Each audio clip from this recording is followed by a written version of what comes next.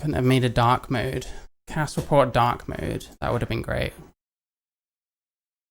Yeah, we're not getting cast report dark mode, unfortunately.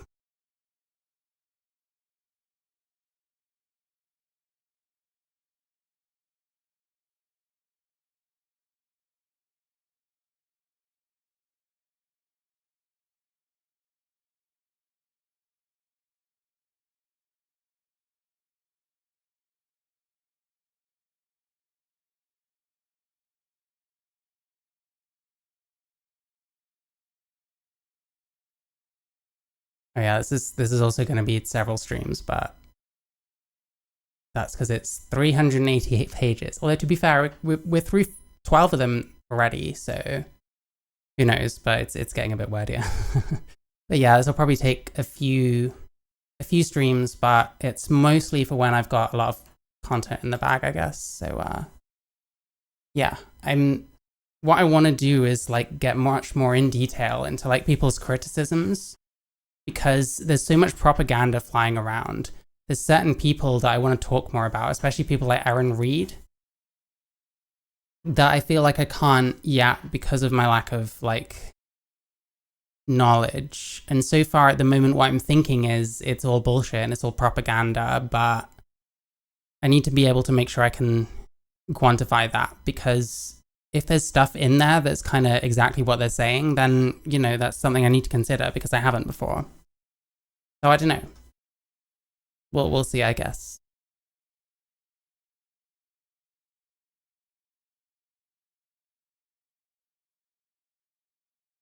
Not about defining what it means to be trans. There's going to be a lot of like vagaries, I guess.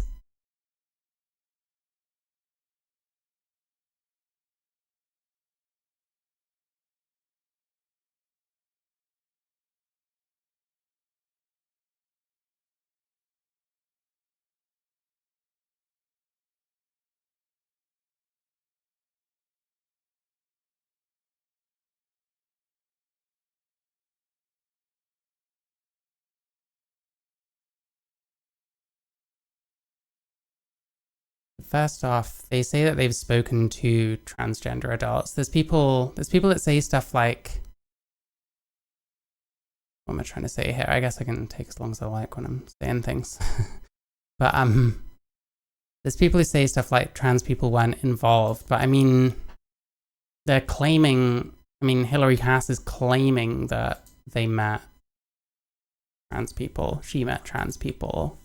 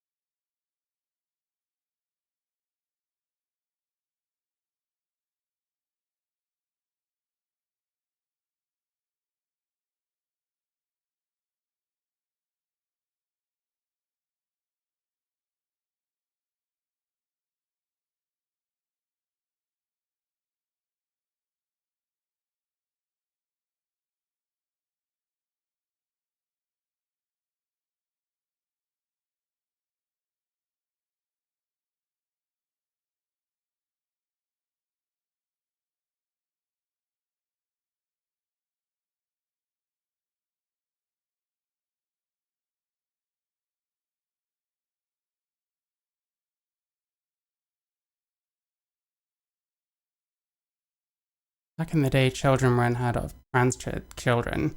Yeah. I mean, I didn't know it was a thing like when I was starting, and that was like 2015-ish. Like, I don't know, you get people that say that, oh, like, there has been cases and stuff, but, like, I don't know, I'm sure there's been the odd one. It's clearly something that's become more of a thing, like, over time.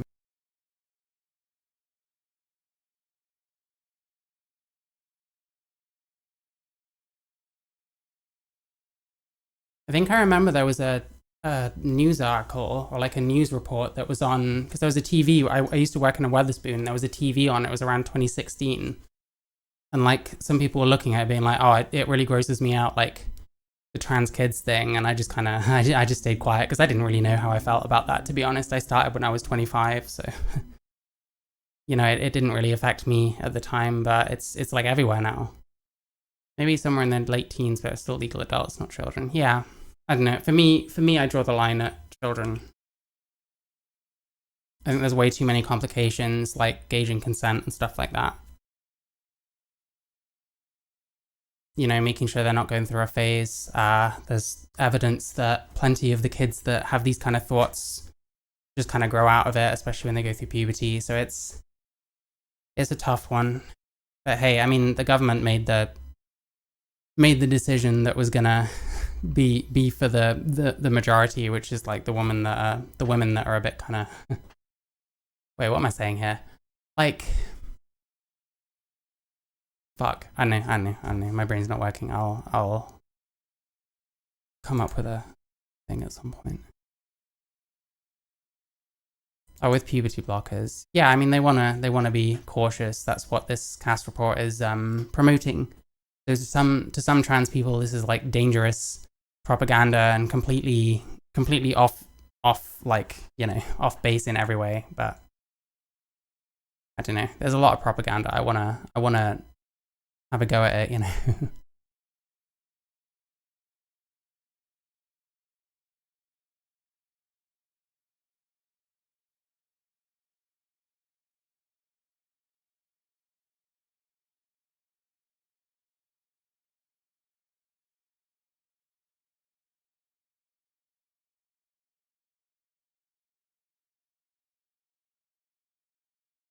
Sorry, I'm reading really slowly. I will speed up. But so far, it's just we've talked to a huge variety of people. Yeah, I'm making kind of notes, so it'll be a bit. I need a second monitor really.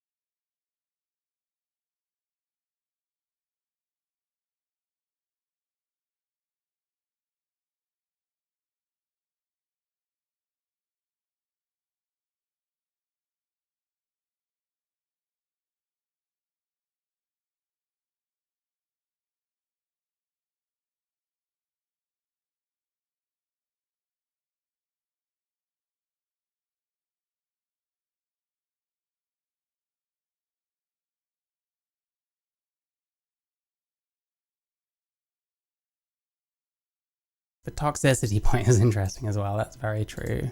It's always been like that though. Like trans communities have been awful since forever.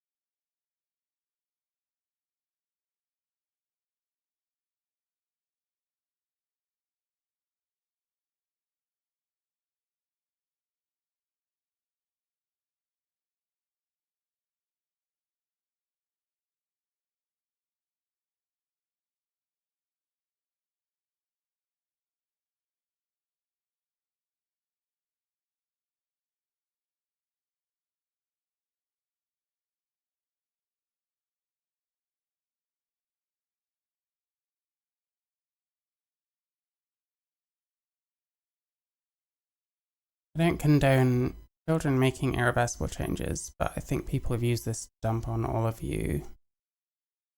I mean, there's always going to be people that that's just their whole motivation. Like, some people are these like crazy transphobes that other trans people are trying to make it out that everyone is, you know?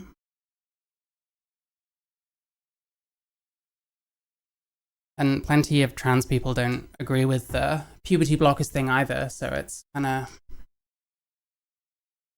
I found when you're in the middle, you just kind of get the worst of both worlds, you know?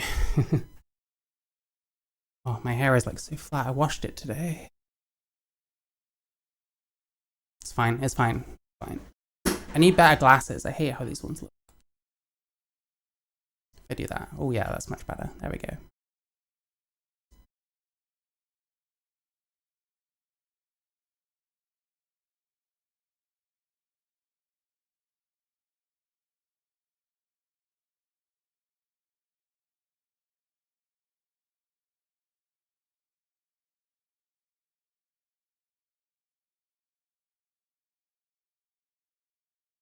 Non-binary complicates things, absolutely. It shouldn't be lumped in with trans in the first place, in my opinion. Like, what you identify as isn't the same as having gender dysphoria. And identifying as something that isn't either male or female, even if you're not one of those, that's just a completely different experience. So, I don't know. I think it's very irksome to me when, like, obviously, like, cis people call themselves trans because they're non-binary and they change nothing about themselves and they still look exactly like they used to.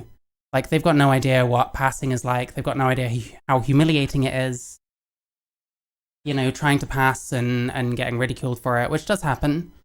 And yeah, they wanna join in on this movement. It seems like for fashion purposes, but you know, it's become offensive in trans circles to have that opinion. So I don't know. For me, anyone should be able to say, I don't think that person is trans, because, you know, trans has to mean something ultimately.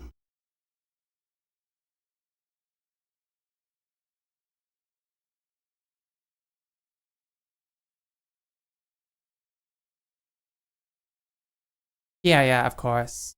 Like, I think it's the DSM's fault. I could be wrong with this, but I think it's the DSM's fault.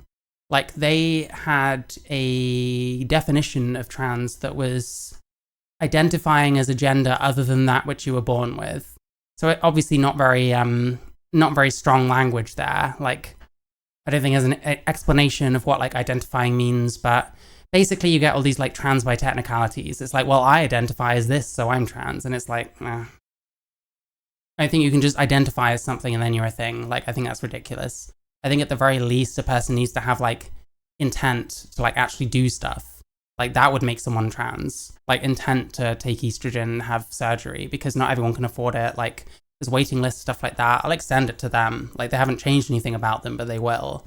It's very different when you don't actually intend to change anything about yourself, but want the same kind of protections and stuff like that when you've just called yourself a thing.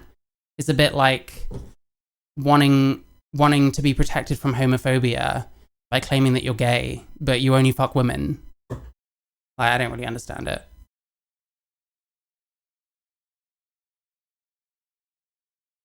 Okay, we got to that bit. I mean, obviously the main point, a lot of the research, in their opinion, is not very good. I guess we'll get to that. The non-binary stuff is like, I kind of wish it wasn't a thing, really, but it had to come at some time. Unfortunately, it came when trans rights were still highly debatable, and still are, you know. But then I don't know what rights I don't have. Like, I'm able to live my life relatively okay. I have a whole bunch of like stuff that makes my life more difficult, but it's not being trans, it's like other stuff. And it's important to be able to like compartmentalize that rather than intersectionalize it, in my opinion.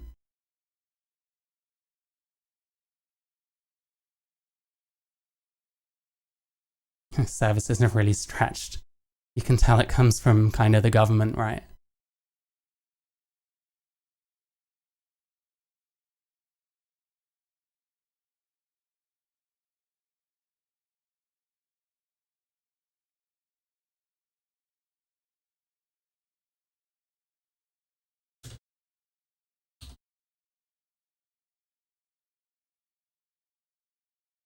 And you get to stuff like expanding capacity. Obviously, this is the foreword. We'll see how it actually goes, but it's, you know,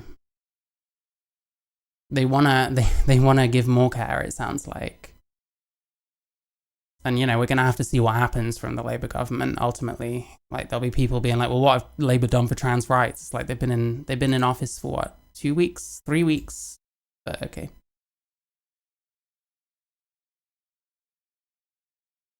And we have to not forget, by the way, that trans is one of those issues that doesn't actually affect very many people, but it's super visible. It's a very visible issue, which is a detriment in my opinion. I think kind of working for better care and stuff like that without making twats out of ourselves in public constantly is a much better way to go. But hey, I'm not the head of the trans rights division, you know, the activist division or whatever. I probably should have been. I admit I grew up in a homophobic household. My dad used to say, glad the queer is able to come out, we can get them all. In 1971. I used to believe it until I met a guy in the army.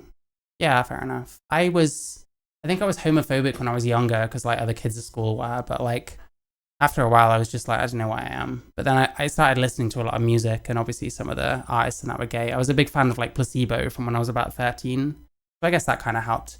But then to me, that's like what it's about is like, the reason I'm not homophobic is because gay people are just people like anyone else that contribute to society and like in many cases do like exemplary things like make good music or something. So it's like, why hate on them because they want to have sex with someone else who you'd expect, you know? I guess that was my thinking. I have to kind of figure everything out for myself, I find. I'm a bit kind of tabula rasa, and once I understand things, I'm quite good with them, but yeah, I was definitely homophobic as a kid. Like, my household wasn't homophobic, I don't think. Like, my dad was a bit, you know, iffy, maybe, but he's definitely not now, you know, if he was.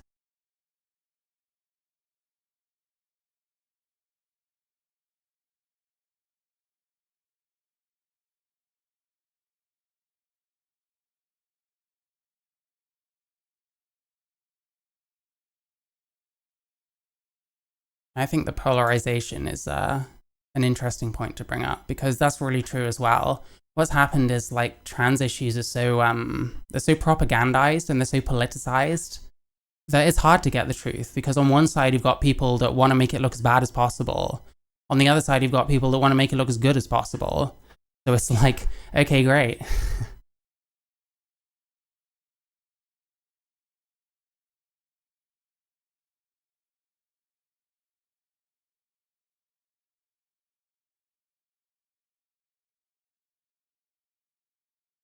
But yeah, we'll see why this is the worst thing that's ever been written.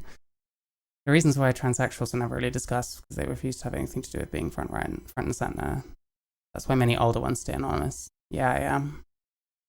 Yeah, I mean, I wanna stand out in my own way. Like, I make music. I don't expect to really get anywhere with that because it's almost impossible to. But I don't know. Shit just drove me so crazy, and everyone I knew just drove me so crazy that I ended up here. So it's fine. I think someone needs to document all this shit, and if no one else is gonna do it, I will.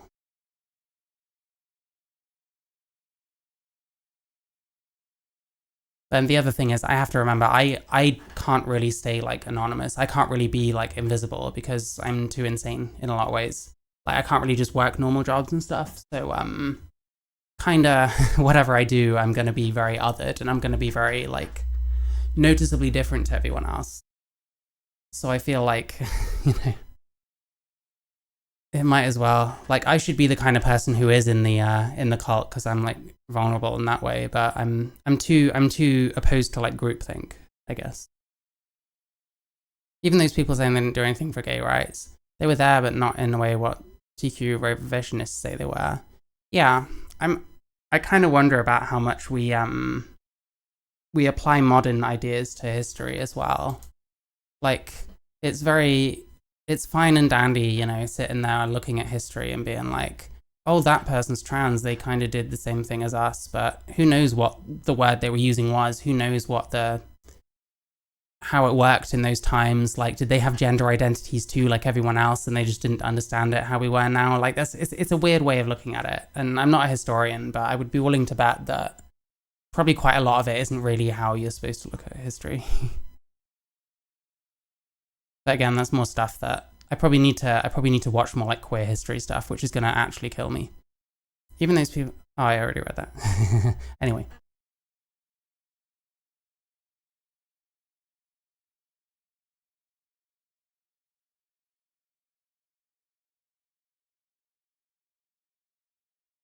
Full paper. We can always come back. Like, I don't know how many streams this will be, so. Transsexuals were there, the same reason straights were, supporting their mates. Bisexuals would not even thought of it was just gay and lesbian friend. Right.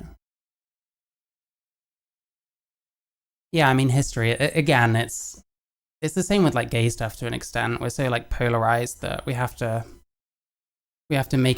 fluff everything up. We have to make it look as good as possible and as legit as possible, when I don't think it's necessary. But at this point, people are so deep in their like programming, this fucking cult shit, that it's how do you even start to like deal with these kind of things, you know? I'd like to learn about like deprogramming eventually, but that's a long way away. that depends on many things.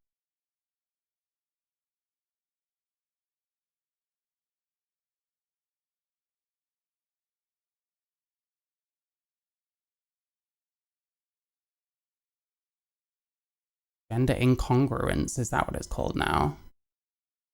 Moved out of mental into sexual health. Gender incongruence. And then gender dysphoria.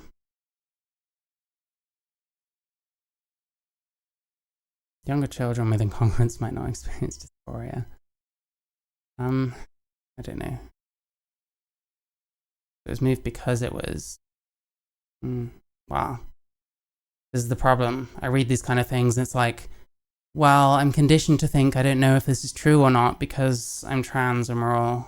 Anything that doesn't sound amazing about us is the worst thing ever. So I'm forced to kind of just go in and look at it normally and then have people be like, how can you not tell me this is the worst thing ever? And it's like, I'm sorry.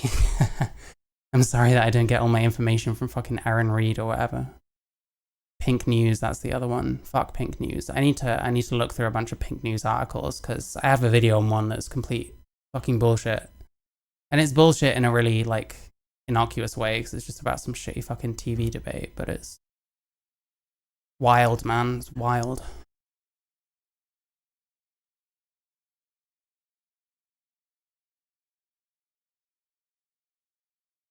Yeah, I still use gender dysphoria. I don't know. I can't remember where the DSM thing was that I saw now, but it was definitely about like gender identity, which is a really poorly defined thing.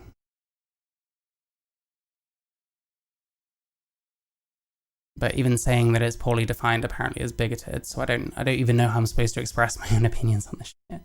Everyone is different, yeah. I don't know why it can't be like that. I mean, I don't know. But that's what queer is, isn't it? It's being different just like everyone else who's different. Or something else then, yeah.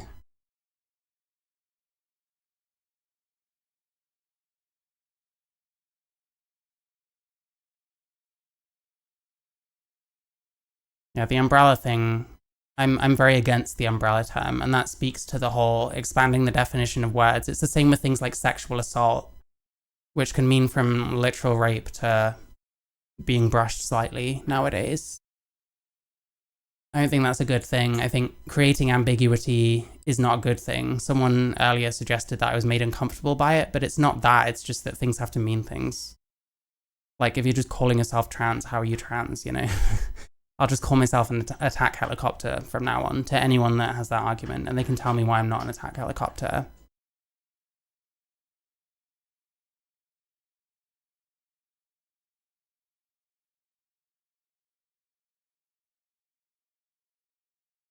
So yeah, to me, trans is quite a specific thing. Queer is an excuse to be irrelevant. You mean relevant, or is that another word? Sorry. None of the umbrella not helping anyone. Oh, an excuse to be like relevant to the rest of like the LGBT, do you mean? I don't know. When I watched like a Pride thing, it was all just people being like, oh yeah, it's like being yourself, like you just got to be yourself. And it's like, I don't know, that's all I heard when I was younger, was just like, oh, just be yourself. I'm like, I don't know what that means. Maybe I don't even know who I am yet. Then who am I? Relevant. Yeah, no, I get it. I can never tell. Sometimes people put words that are wrong, and I can't tell if that's just a word that I don't know yet, even though I know. I'd like to think I know a ton of words. Tablet, yeah. My phone's like that.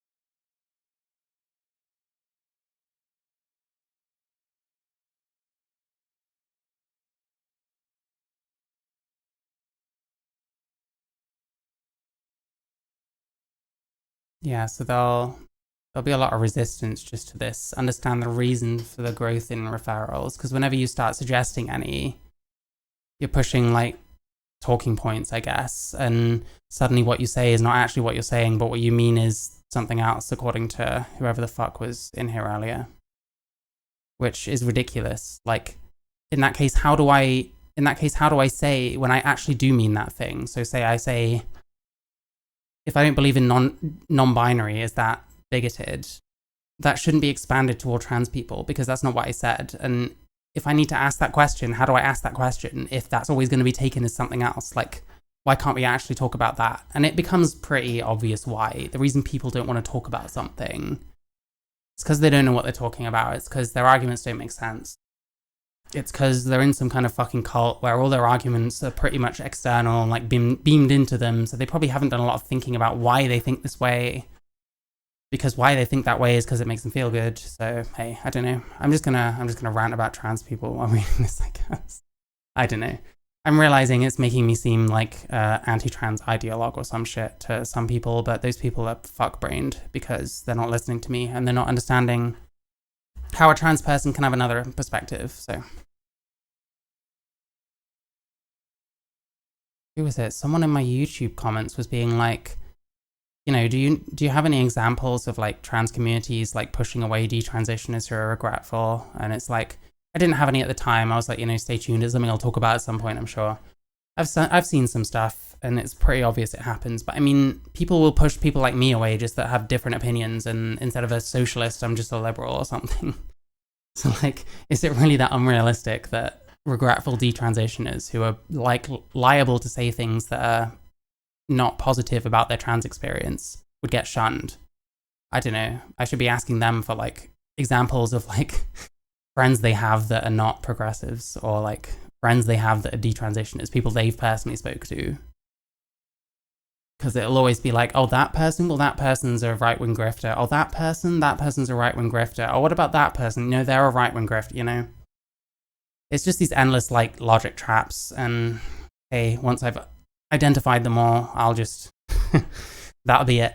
I don't have to engage with you idiots anymore because I know exactly how you all speak. So then it becomes, well, who's actually got some fucking arguments for me? Yeah.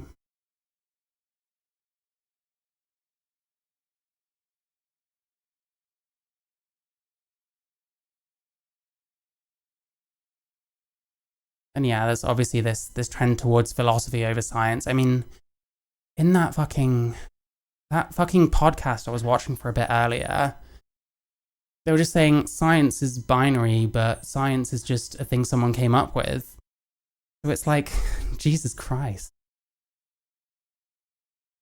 So they're not necessarily involved.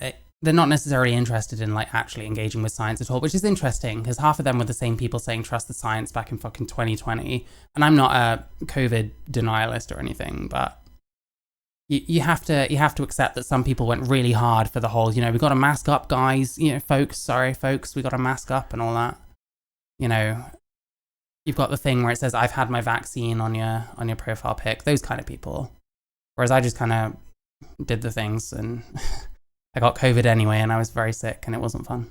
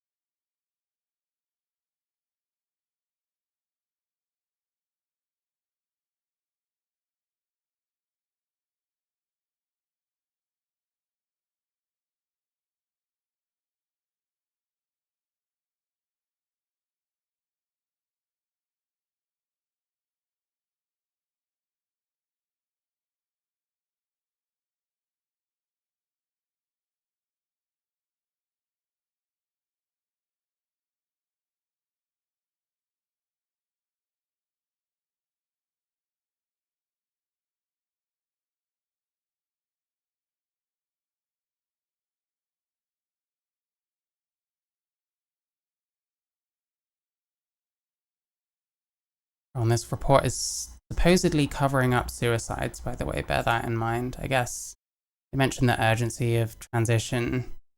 One might see that as an allusion to that. I don't see why it had to include any of that personally, because they didn't know why any of those kids killed themselves.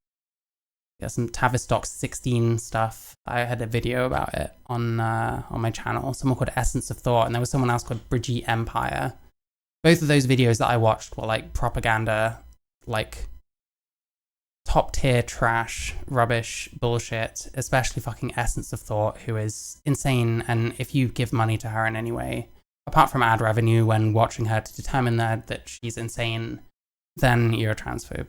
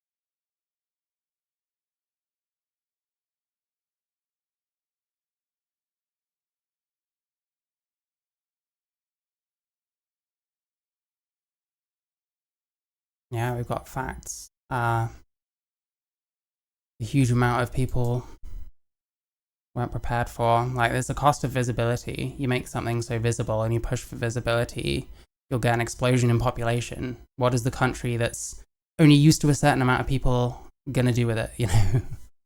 But hey, listen, I'm not.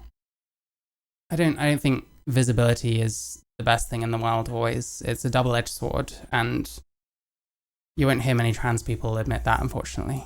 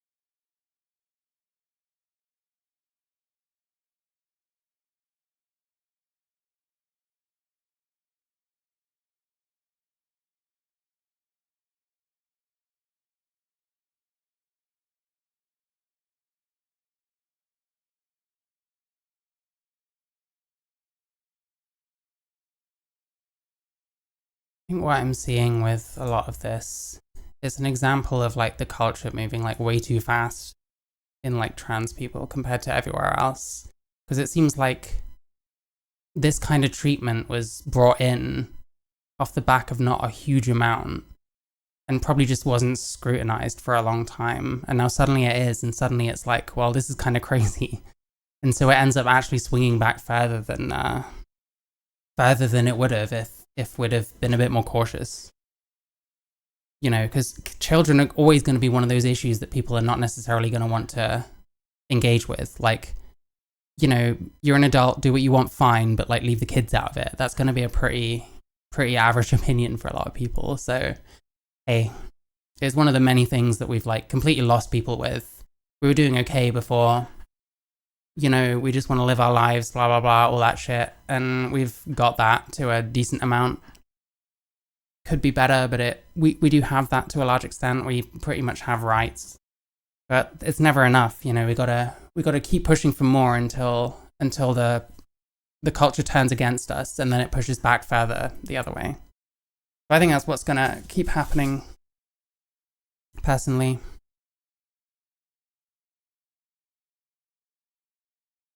I think maybe if we'd have got shit right around adults before introducing kids to this, and now having kids also dealing with this insanely like oversubscribed system, only kids are like now extremely like impulsive with it, and you know they need it now or they're gonna kill themselves. We get poor kids that kill themselves, you know. I wonder who's teaching these kids about this kind of thing, to be honest.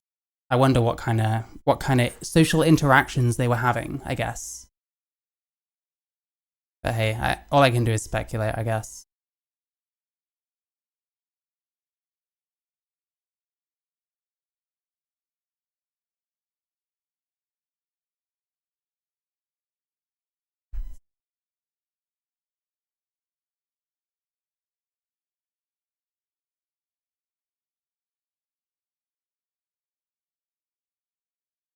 Early intervention study.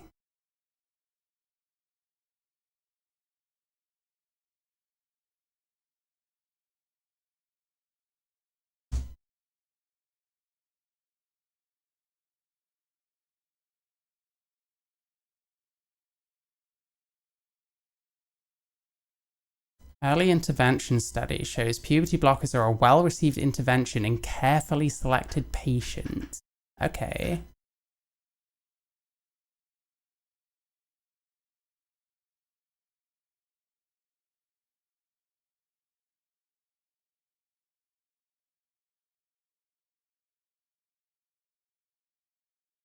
Most of them chose to start cross-sex hormones.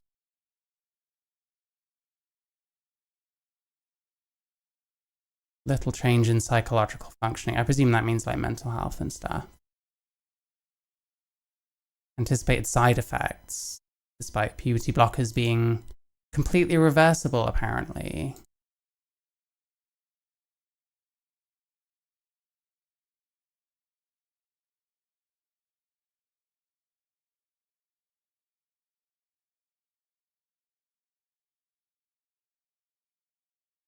There were no unexpected adverse events. Bear in mind, how many people was it? 44. Not a huge sample.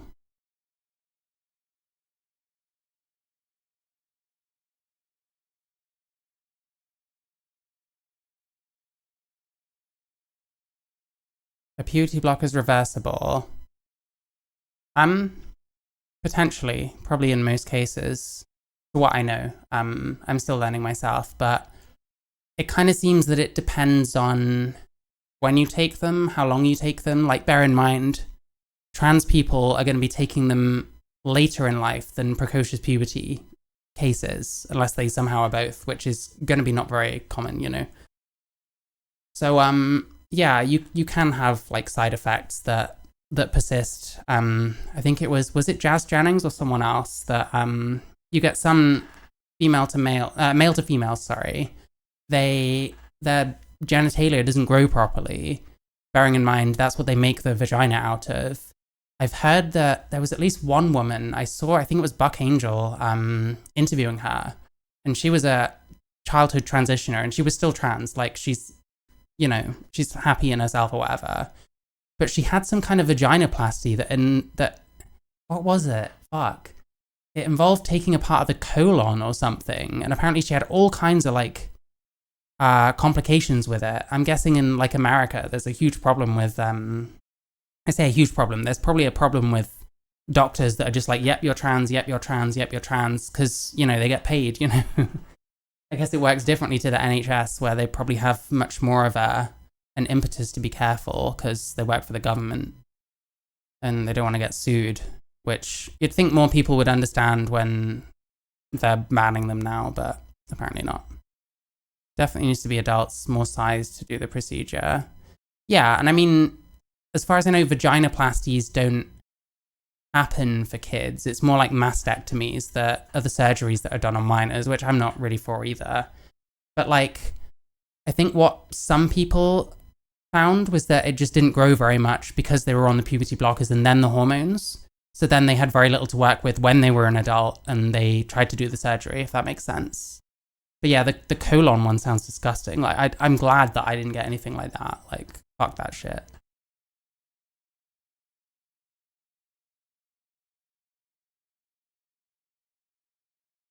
What was BMD? Baseline medical. Oh, bone mineral density. I was well off. I was thinking mental health because I'm so used to these being treated like fucking mental health things.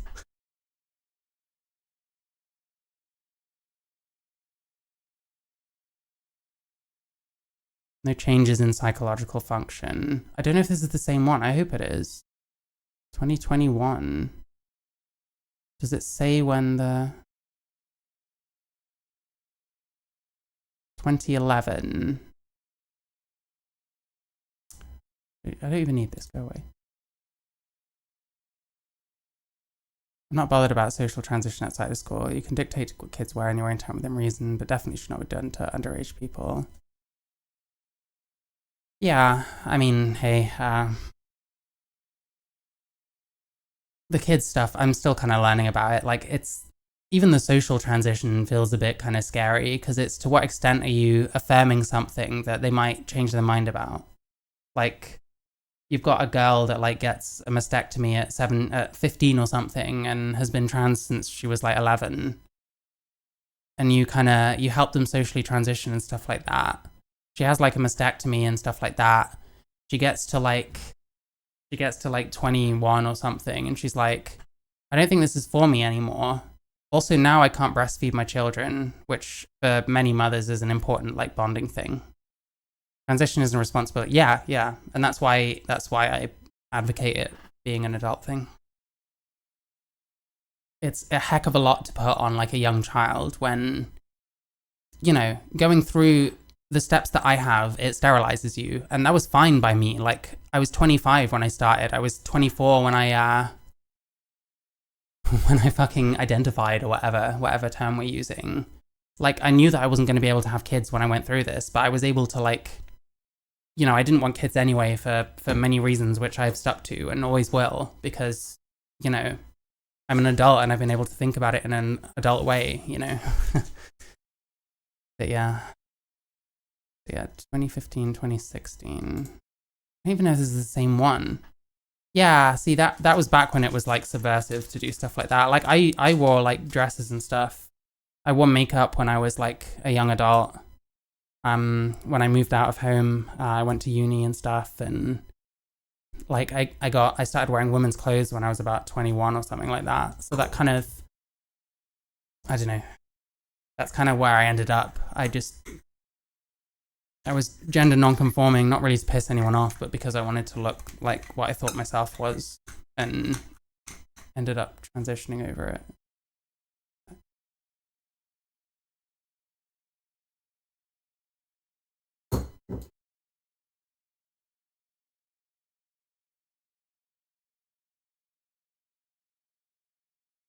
I can't actually tell that this is the same one that was referred to in this, but it's possible. Okay, they were recruited between that, so that could be it.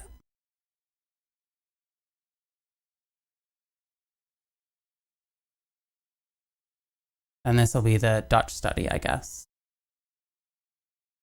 Like, is it true that like a lot of like child transition like research is based off of this one like study? That's crazy.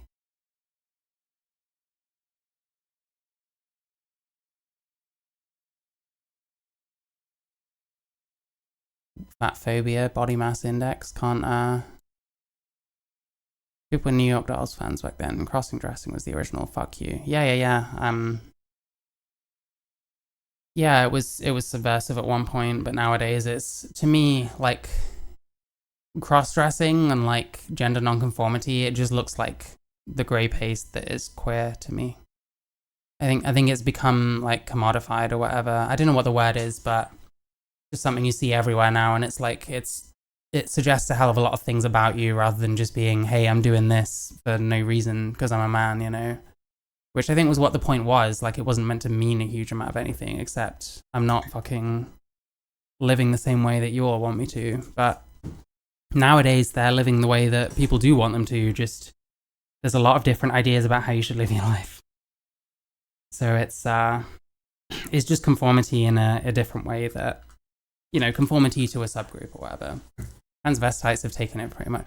Yeah, there is something about thinking about it that way. Like, they're transvestites instead of, maybe, you know.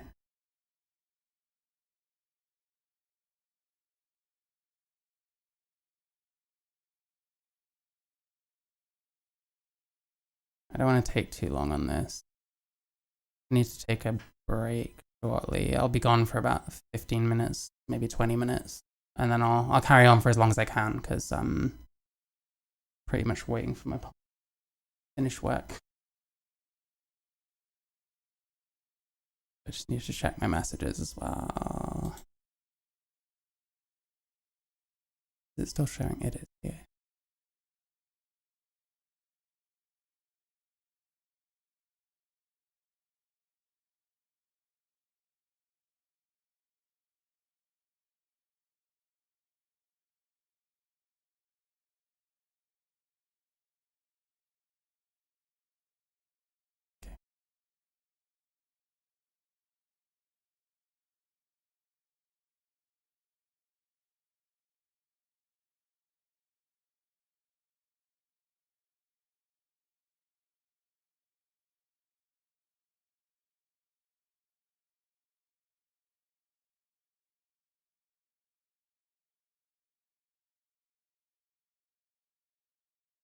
My friend even had a scrap with one after Thatcher was ousted in 1990. Oh, that's when I was born. Nice.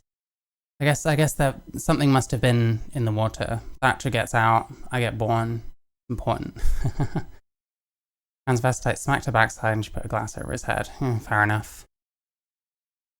I don't like people touching me, so if I'm holding something and it ends up smashing over them, then they probably shouldn't have touched me.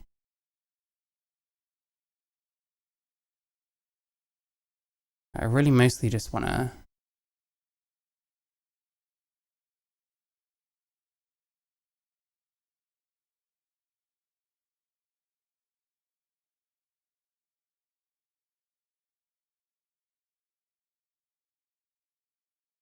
Like, I'm gonna get to it, I guess, because it's gonna take a while, but a lot of research was discounted because it wasn't blinded, and I've seen some suggestions that no charges were found on ground. Yeah, fair enough.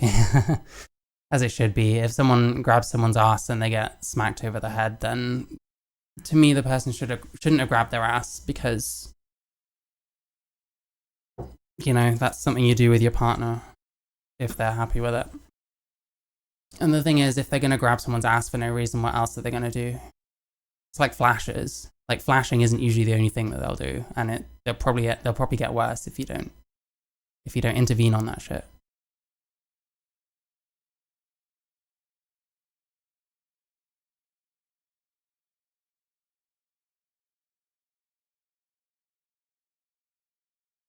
One of them attempt to store spam. And this would have been a young person, bearing in mind these are the decisions that teenagers are like making, you know. Crazy. I didn't do that myself, but I don't know that what would happen, like what would happen with the spawn of me would not bear thinking about. These must be like young people. People go on about trusting with kids. No one you would have trusted. Yeah. I mean, hey, listen, I'd like to think, I have a nephew. I'd like to think that his parents trust me with him.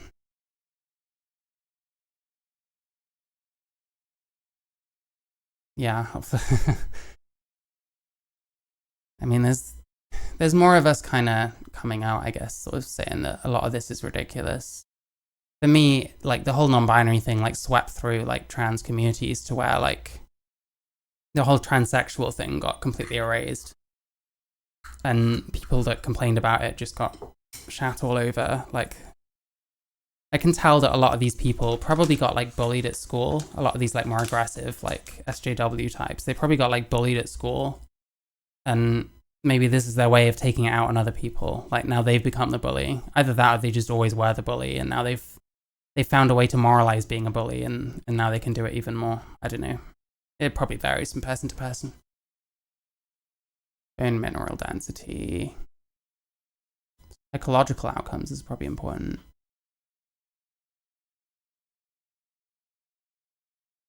No significant changes. So it didn't really get better or worse? Not sure.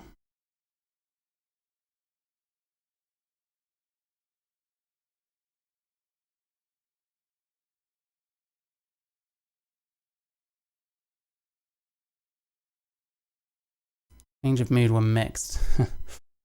But this is life-saving medication. This is life-saving medication for children who will kill themselves otherwise, but reports and change in mood were mixed.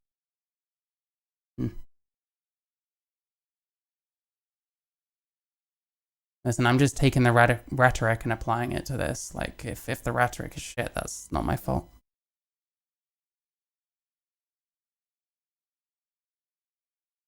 Yeah. Send me it, definitely. I'm interested. Like, I won't necessarily watch it on stream unless it's something that's pertinent in some way, but I definitely like to have a look for sure.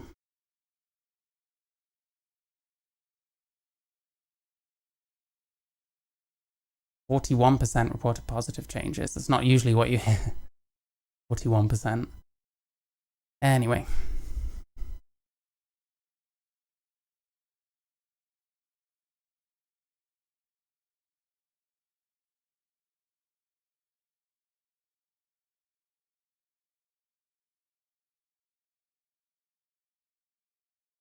I mean, I don't know. The reversible thing has been debunked. I knew so many people that ran around saying, oh, they're fully reversible. Like, you can just go on them and then just go back on puberty, which bears nothing to say people who end up going back on puberty at like fucking 19 or some shit. But like,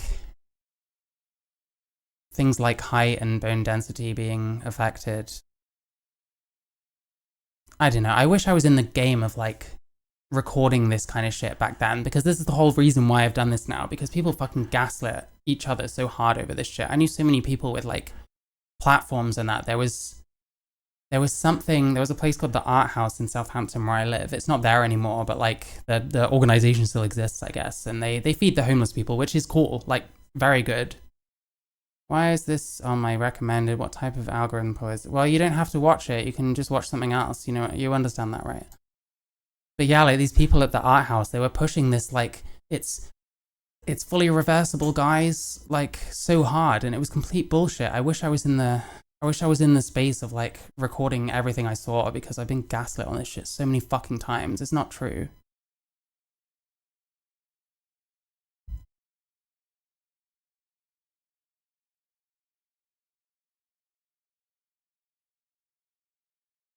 So yeah, supposedly they felt happier. Obviously, the placebo effect is its own thing, but I don't know.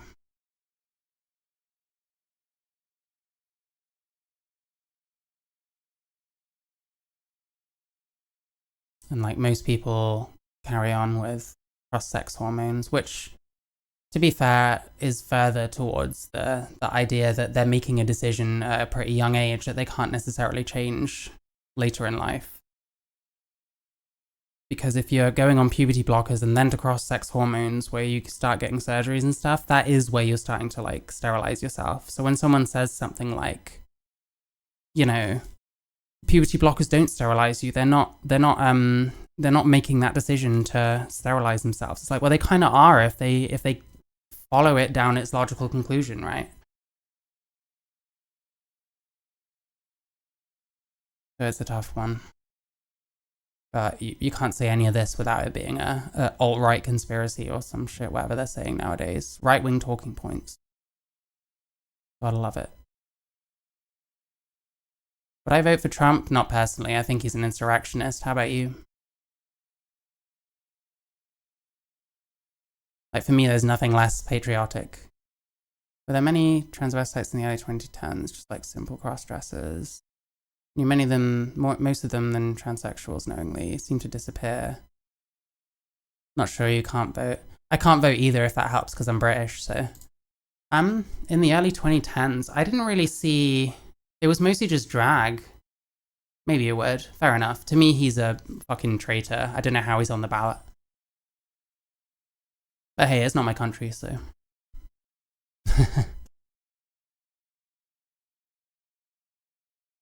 Yeah, I didn't really see many like transvestite types. I think most of the gender fuck stuff was like butch lesbians and guys wearing nail polish, which I guess it still is. we've decided that's an identity now, so. Yeah, I didn't know many of them. Like this like queer stuff is new. It's newer than me.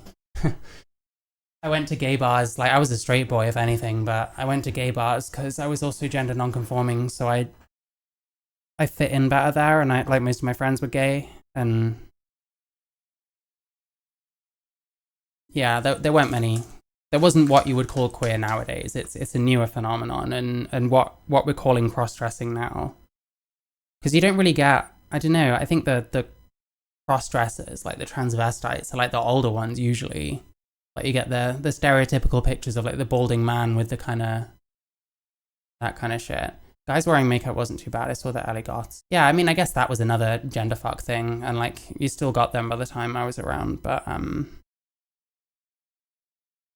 yeah, most of what I remember, it was just like the butch lesbians, like having the short hair and wearing the male clothes, and that was kind of the fuck the system, like gender kind of stuff. But we're a bit beyond that now. I don't think I knew like one or two trans people as well. There was like very few trans people. I met one trans woman, and like she seemed nice enough. She seemed fine. I don't remember her very well. I just remember meeting her. I think I met a trans man as well, who I probably didn't know as much about. Like he could have been more of one of those like soy types, I guess.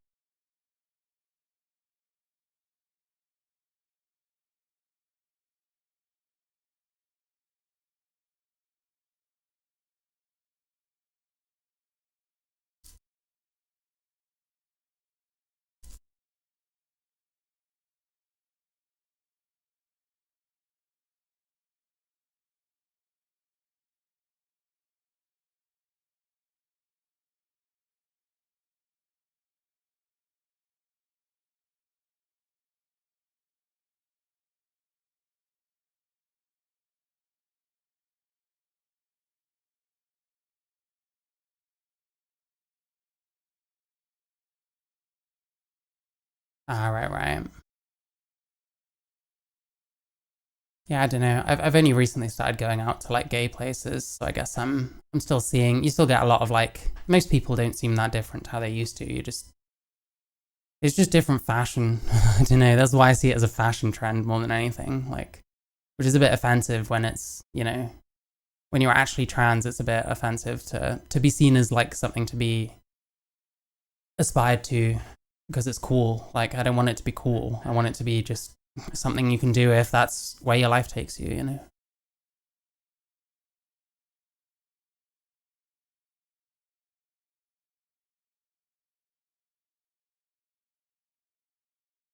Some of it differed because the Dutch one was quite important, right? And no change of psychological function. Dutch study report improved psychological function. Okay, I understand. So yeah, I guess the Dutch one was more positive. I mean, it kind of implies that this was like the one thing. I'd have to see if there's any other studies from around then. But then, fuck, who knows? So I think we're probably done with this.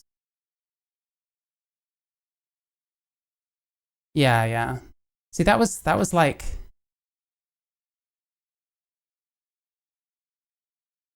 I guess that was kind of a little bit like what I was, except I wasn't like pervy and shit like that. I just wanted to look more feminine, kind of in the same way I do now, but I don't know. I was younger. I could get away with a bit more style, I guess. I don't know. Yeah, so psychological function, there was no change. That seems to be the big thing about this. I'm going to get rid of this now. And that's what they're saying, did not demonstrate benefit. I think that's mostly what they're looking at. So that's understandable. So we had our own one that didn't look great. Uncertain benefits. So it's sort of, when you look at it, it sort of makes it sense, you know. Dawn 1963, hi guys, how are you?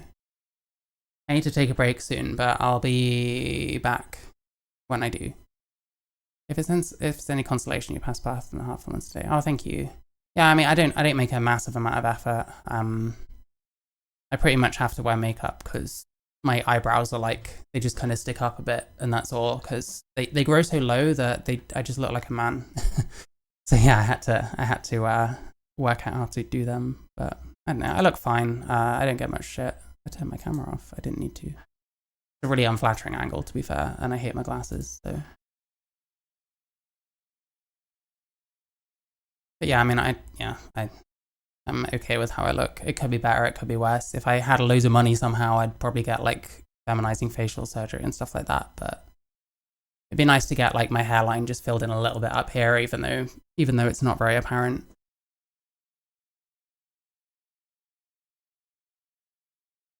Yeah, so there's very little actually being cited. Like, is there really that little evidence? I mean, I had an inkling because I've been looking for like studies a bunch and I've read through a few of them, but like, Jesus. In the absence of a clear evidence. Well, yeah, I mean, the way it's being put, certainly. I don't know, I'm going to go through like criticisms as well. Not now, but at some point, because it's important. There's an interim report.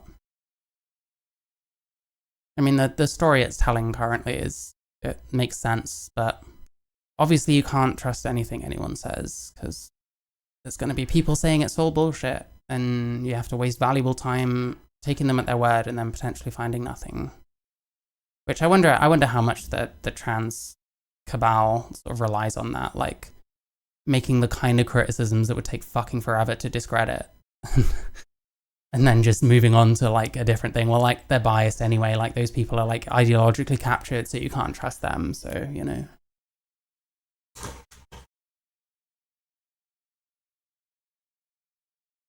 That's what gives them away. They put too much effort into it. Yeah, I used to put on more makeup than I do now. If anything, though, I think most of them make way too little effort and don't understand their faces and their hairlines and stuff. So you'll see women, like, you'll see trans women, like, they'll have really bad hairlines and then always wear their hair like pulled back like all the way, which doesn't work. Like, you can see like the hairline, or like, you know, their eyebrows won't be plucked at all, and like just kind of all around here, and it just doesn't look good. You have to be able to make the best of what you got and actually understand how makeup is supposed to be used. Lady Tino, fucking hell. Jesus Christ. Oh my god. All right. I need the toilet. I'm going to be about 20 minutes, I think.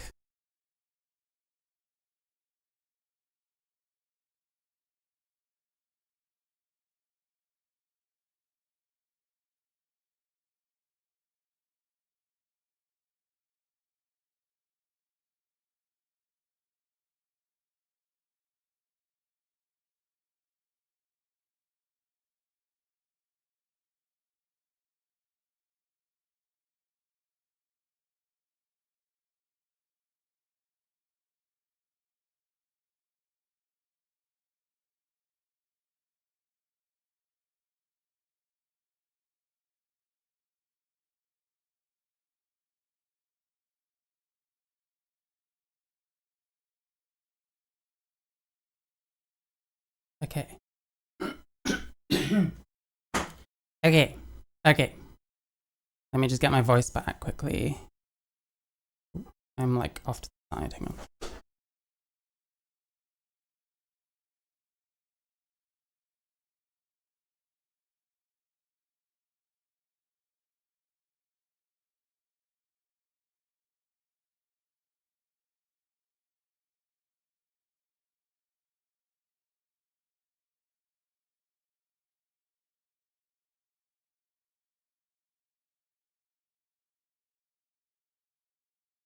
All right.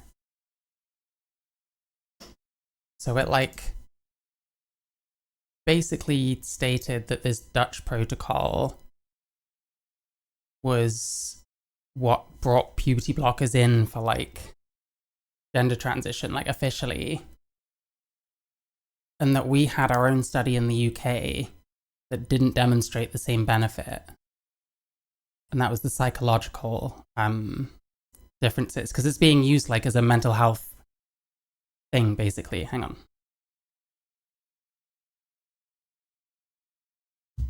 I just ate. Oh yeah. Okay. Yeah, so it's used basically as a mental health drug because, you know, people call it like life-saving. It's because they're saying that it reduces like the suicide rate. And there's this whole thing about this Tavistock 16, which is 16 minors that killed themselves over about 3 years. Following it was that trial, what was it? I'm blanking on the name, but she sued the NHS, and she had like, I think she had like puberty blockers. If not, she had surgery at like a young age or something. It was something like that. Kira Bell, I think it was. They were reduced in terms of their use by that. And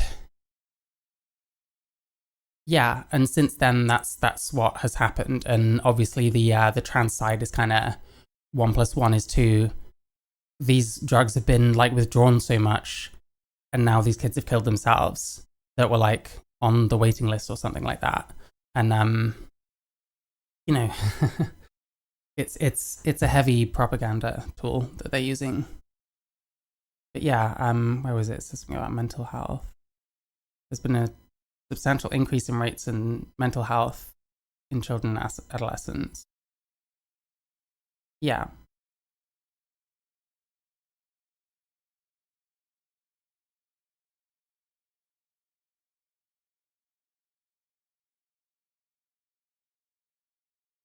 I think we did actually see all of this.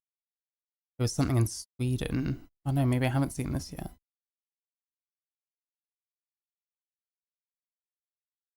I can read, I'm just like, my attention span is not the best.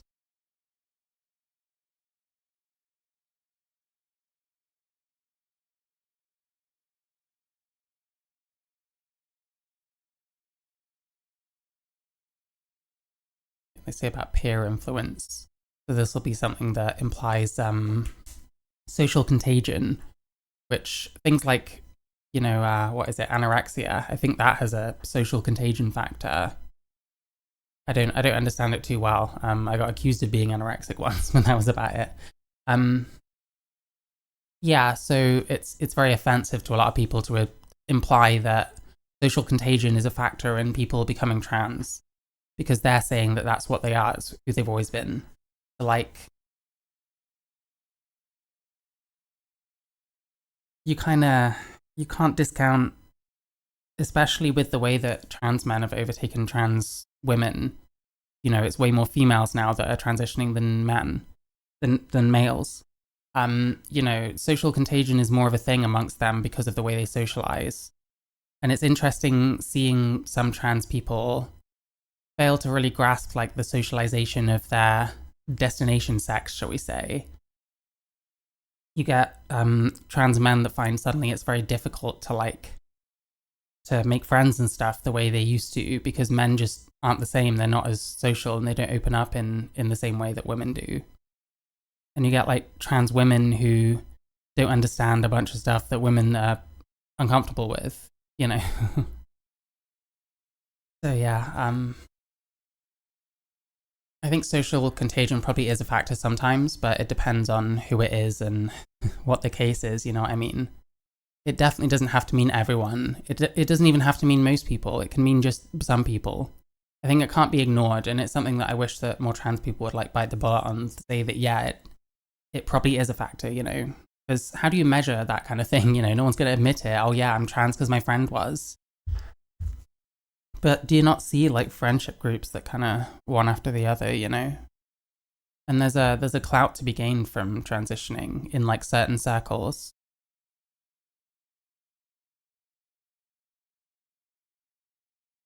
You know, if you want to say like that's what inspired someone like Philosophy Tube, you can. I don't know enough about her.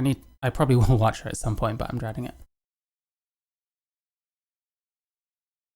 Yeah, no, I'm actually quite low down.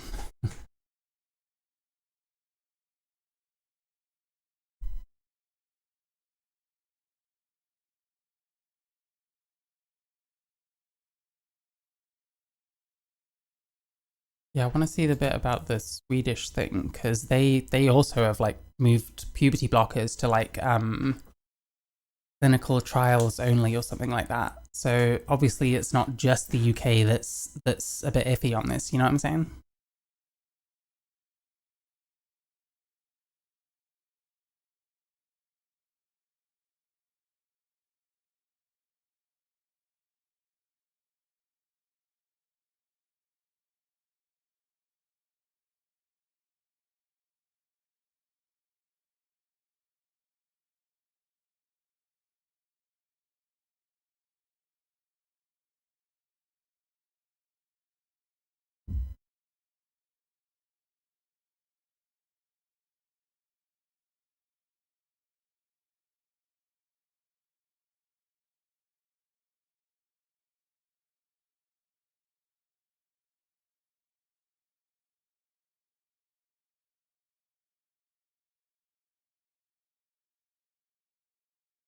Yeah, so we've like vagified this whole thing, this whole trans thing so much that guidelines are almost impossible to like issue for anything. And like, you know, I've seen it on, there was this Australian sports panel I watched. It was actually really good. This one woman ran like a club, and her argument for not wanting trans people in was really just she didn't know what the guidelines were for them. Like, she doesn't really know how to treat them in some ways. And it's kind of, I get that, and I empathize with those people. And it's the same with like parents, like these random parents that they just stumble into having a trans kid. You know, like it is. You know, there doesn't seem to be that empathy for those kind of people though on the trans side. It's like, no, we want this, and that's it. There's nothing else to the discussion, and it's kind of crazy to me. I think if you can't empathize with all sides, then are you really an empathetic person? And people love to fake it, but I think some people replace like their empathy with something like intersectionality because it gives it like a code or whatever and a hierarchy, and somehow whoever they disagree with always ends up at the bottom of that somehow. I guess for me, usually because I'm white.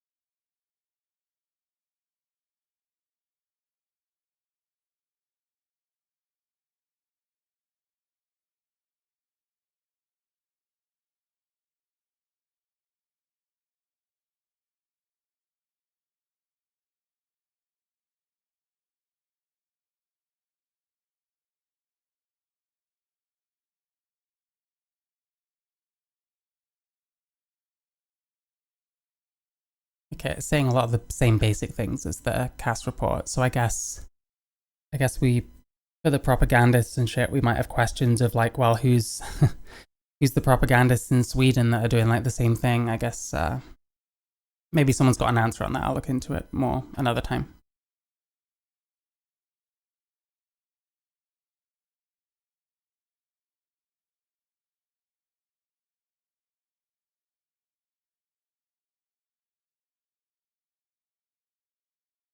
I've actually experienced a bit of this, like these like gaps in like guidelines and stuff, because I was discharged from my my gender identity clinic, and I had to like they were gonna make me like reapply, but I was like, I'm not fucking doing that. I'm like, because they wouldn't confirm that I'd been a patient there, and the government now wants people to confirm that they want clinics, sorry, to confirm that that person is still in their care, because they want them to be in touch with their patients more often, which I mean is increased like service. They need to like open a lot more shit though, you know.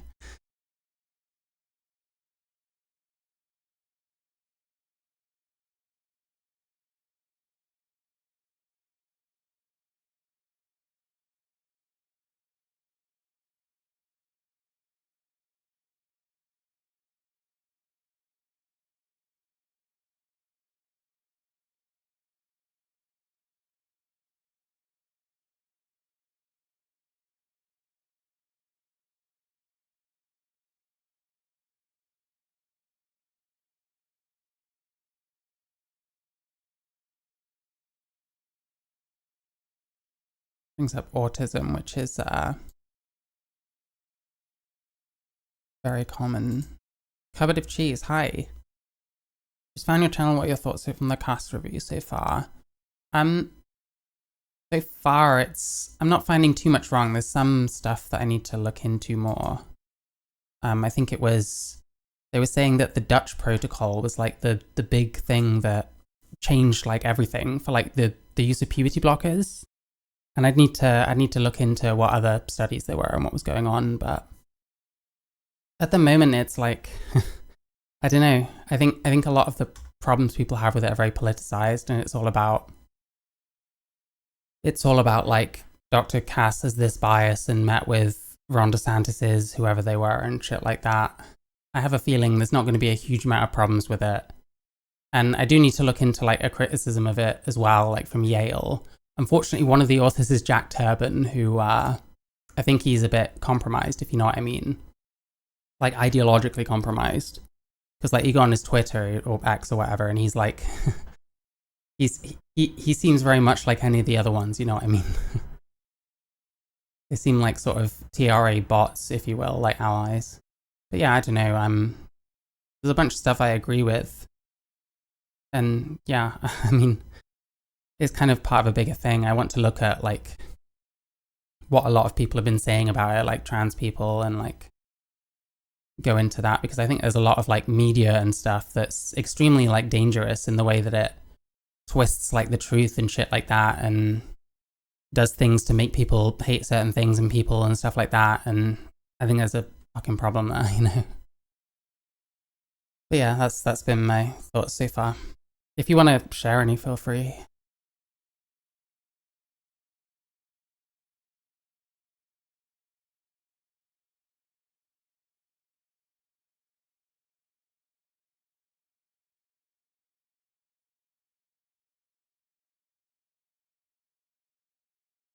Like obviously formal diagnoses. So this is like the opposite of self-ID, which I don't think I'm for. I used to be for self-ID, mostly just because I think I felt the system needed like radicalizing. Like it was so completely fucked, and it still kind of is. Hopefully they'll start turning that around. But like, yeah, nowadays I'm like, I don't think you can just say you're trans and you're trans, and that means that you can suddenly do all this stuff like with yourself. You have to, there has to be a certain profile, I guess. And if you really want it that badly when you have no dysphoria, then isn't it just like body modification at that point, you know? Shouldn't you just kind of pay for it somewhere? I don't know.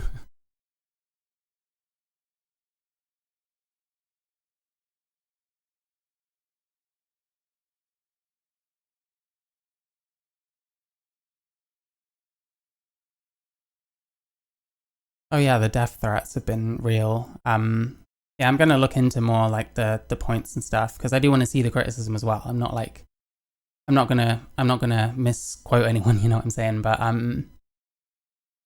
yeah, she's definitely had like death threats and stuff. I mean, it's not what the broader trans community wants, so it's she's the devil now. You know, it is what it is.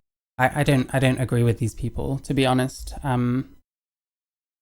I think that all our stuff moved like really fast. Our culture moved really fast in a way that the rest of the world didn't keep up with because we're so online, because there's just not that many trans people, so we don't meet each other that much. So yeah, it becomes like the rest of the world's just not keeping up with us. The rest of the world doesn't want like trans kids because, you know, what if it happens to them? It's like this thing that suddenly you've got like a fucking massively higher chance of killing yourself. So I think the way we screen patients in the UK is pretty decent. I don't know how only affirm we are. Yeah, I mean, I would assume that we're probably quite a bit more stringent now. Like I transitioned a while ago, so I think it was in 2014. Yeah, 2014 I saw a psychiatrist because that was the first step back then. And back then I think it was pretty good because you saw a doctor, I saw a psychiatrist. I eventually saw two doctors that both had to sign off on using estrogen because it's the right course for me. I'm not like just doing it because of something else or whatever. There were more. Excuse me. There was a third like session before I could even get it signed off as well, and then there was a few surgery consultations and stuff. So like back then it was pretty good. I can imagine why they might have rushed people more, and I wonder if that's the case with like the Tavistock. I need to look into that more as well. But yeah, it's hard to say what it's like at the moment. It's not like self ID really. I know that Hamza Yusuf wanted to bring it in and he was rejected, which was probably for the best. But then he's gone now as well. So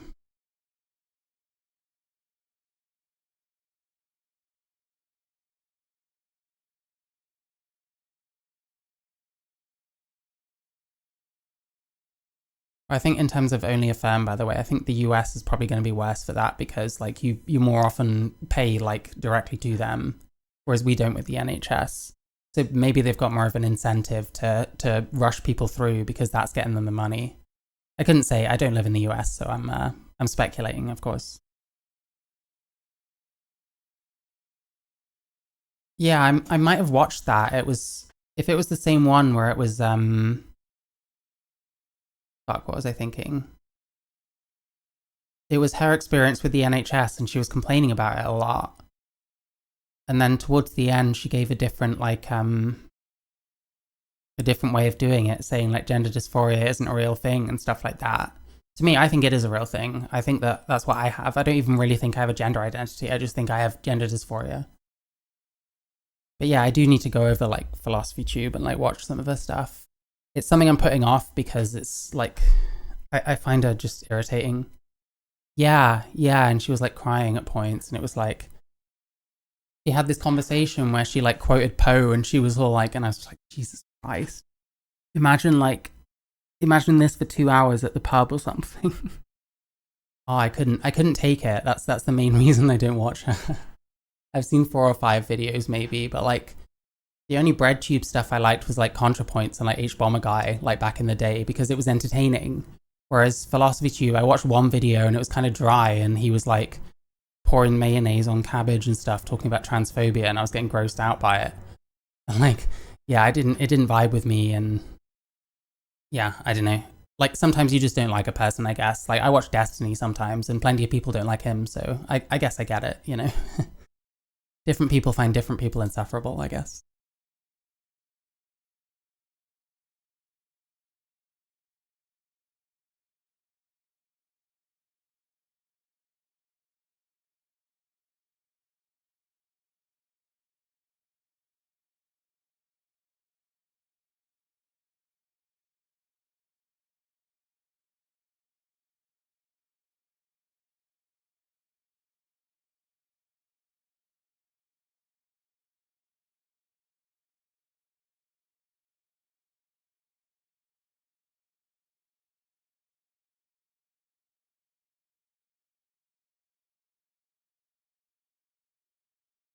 Oh my god, what made me start this channel?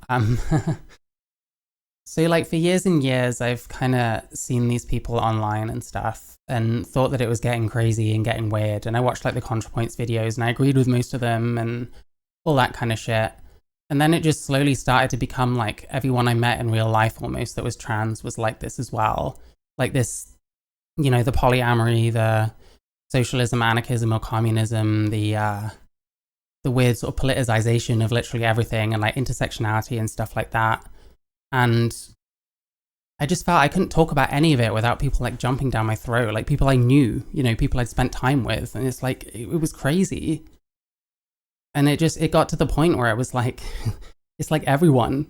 And whenever I'd like talk about what I was witnessing, like all the toxic shit that I experienced in the trans communities, you know, people would just like brush it off. Like, oh, I haven't seen any of that. I don't know anything about that kind of thing, you know? And it's like, I wasn't in the business of like screenshotting shit on social media and like shit like that I thought was bullshit. Like people I knew that literally were pushing the puberty blockers are 100% reversible line, you know?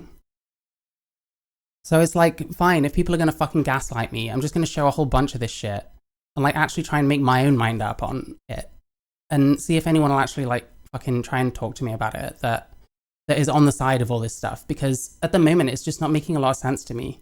Like, I'm not going to disrespect like a non-binary person. Like if someone really wants to be called they, I'll call them they. But at the same time, I don't really understand the whole gender identity thing that well. I don't know how that like trumps sex. I watched something earlier, some like queer podcast, and like they just wanted to disregard sex altogether. It was bizarre.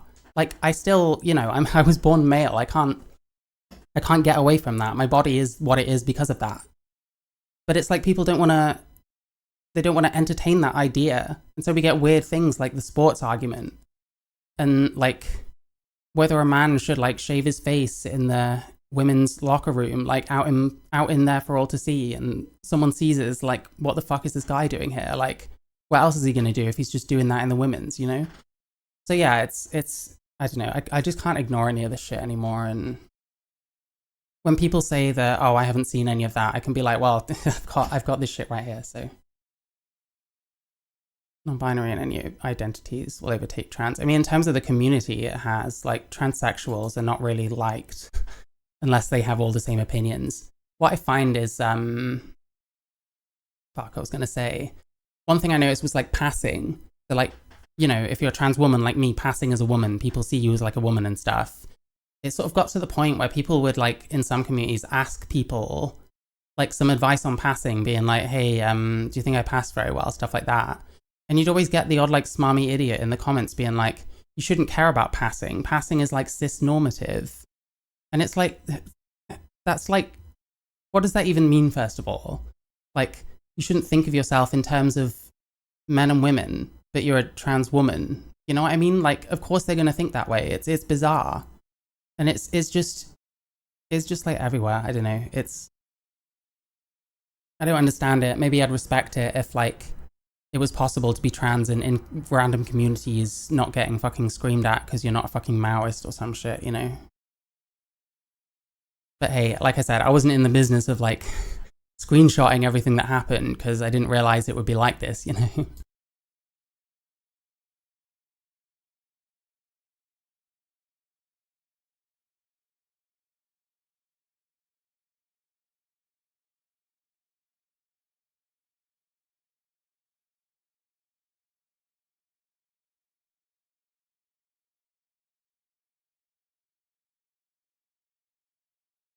A lot of this is like, how do we know someone's trans? Which obviously, how do we? I mean, even with like rigorous stuff, they won't get that many people being honest anyway. I don't know if that has to do with the idea of queering norms. If fulfilling norms isn't appreciated. Yeah, maybe. I need to understand it better. Like, I've just always seen it around and been like, I just didn't know what a lot of it was. That's why I hate that queer is used as like a LGBT term, like for the whole thing, even though it's also a letter. Like, I hate the word queer in general, honestly. But yeah, I don't know. These ideas just they accelerate because the people that have these ideas are in these echo chambers. So like it goes flying past any kind of conventional social norms, and they lose sight of the fact that people are going to pronoun you based on whether they see you more as a man or a woman, you know? Because it's like it gets so theoretical that they forget that the other person is just who they are, and they don't seem to even really understand how that shit works for most people, because they're not most people. Most of them are fucking autistic as fuck like me, you know?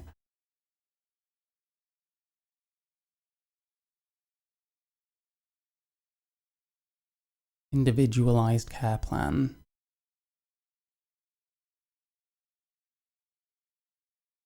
It's going to take a long time, I reckon, if this was implemented, which I don't necessarily think is a bad thing if it was, so far at least. But like, it would take a long time. Like individualized healthcare, like you need like a decent amount of people. You know, you can only individualize things so much before you have to start, you know, having time constraints on that shit. I don't know. I'll think about that more. This psychological interventions. I reckon this will be not cancel culture. Fuck me. Conversion therapy.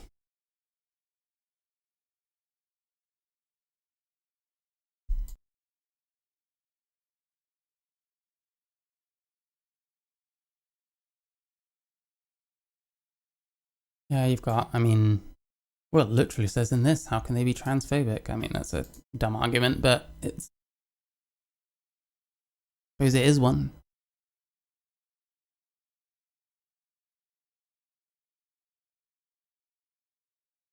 Yeah, so this is like, healthcare will be withdrawn from a lot of trans people, so it's like transphobic.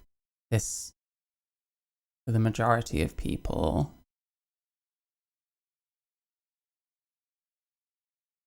And then it'll go on to psychological interventions, which I think that's where we'll be invoking like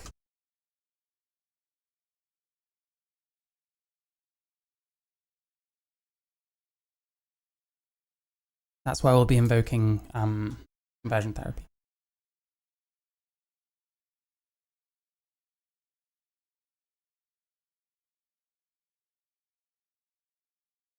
Yeah, so like fuck. Like for anyone being denied treatment, it's gonna be like the worst thing in the world, of course.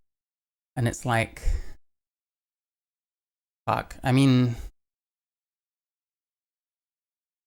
I think it probably will end up being most people would be medicalized because people will tend to give the best answer they can for the best outcome, if that makes sense.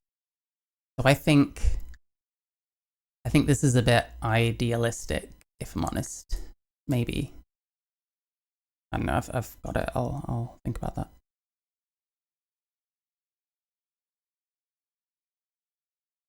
Systematic review of psychosocial interventions about the low quality of studies, poor reporting of the intervention details, and the wide variation in the types of interventions investigated meant it was not possible to determine how effective different interventions were for children and young people experiencing gender distress. Okay, so our shit isn't very good, basically. Yeah, most of the studies were low quality, I think, due to like not being blinded. And I've seen arguments that that's not really possible. But again, I need to get to that really.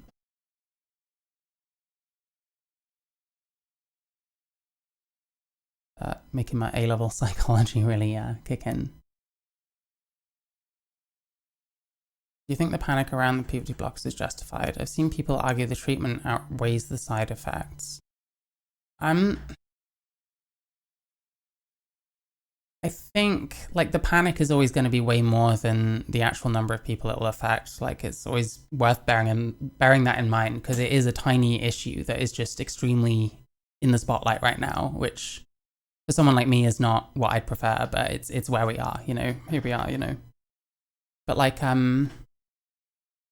I think there's a lot of concerns worth thinking about because there's like been evidence that some kids have like, plenty of kids, sorry, have had like gender dysphoric feelings or whatever, but then they went through puberty and then they didn't really have it anymore.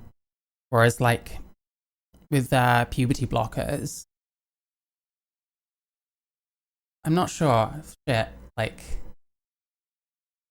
I'm forming a sentence in my head. That's the thing. Yeah, like with the psychological kind of effects of it and stuff, it seems strange how we treat it like a mental health drug because it doesn't really make them feel better. They're just progressing along the thing. Like, would going through puberty really have been so bad for them, you know? I'm not sure. It's very difficult because I don't really know how the average kid thinks and stuff. But yeah, I mean, one thing that I think about a lot is like choosing to transition is a big decision that you could potentially be choosing to sterilize yourself when you're a kid.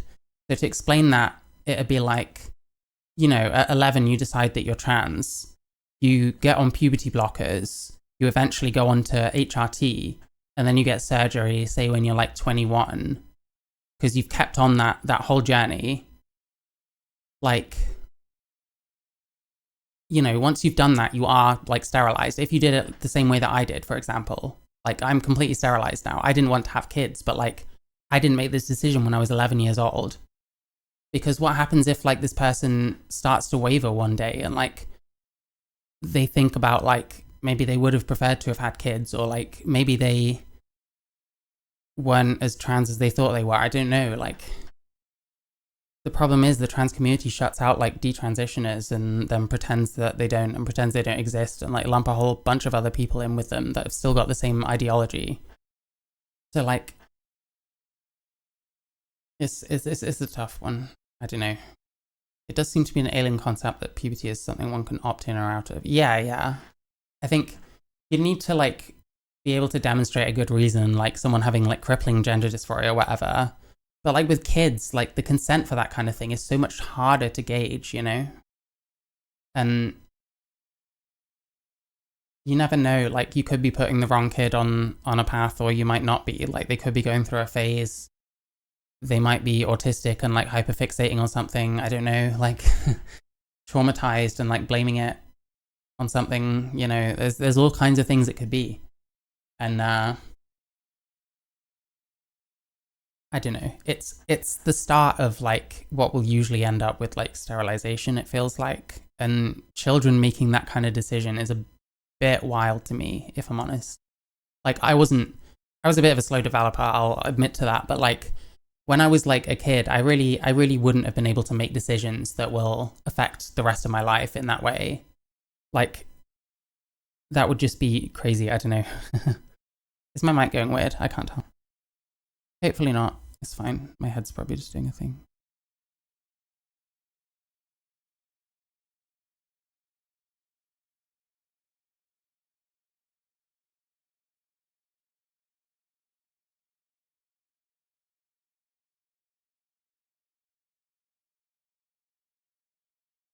This is what I was thinking of. So, intent of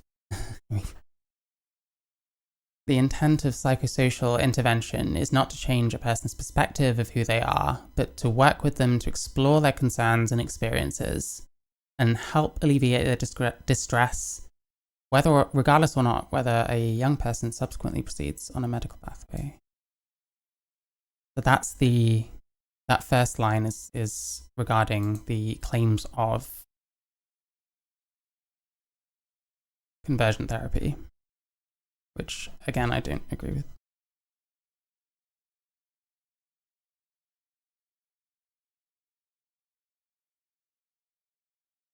Yeah, so like with the conversion therapy thing, they kind of theorized that this kind of intervention, like having counseling, say, before you start the process of medically transitioning, that amounts to them trying to talk you out of transitioning, which means that it's conversion therapy.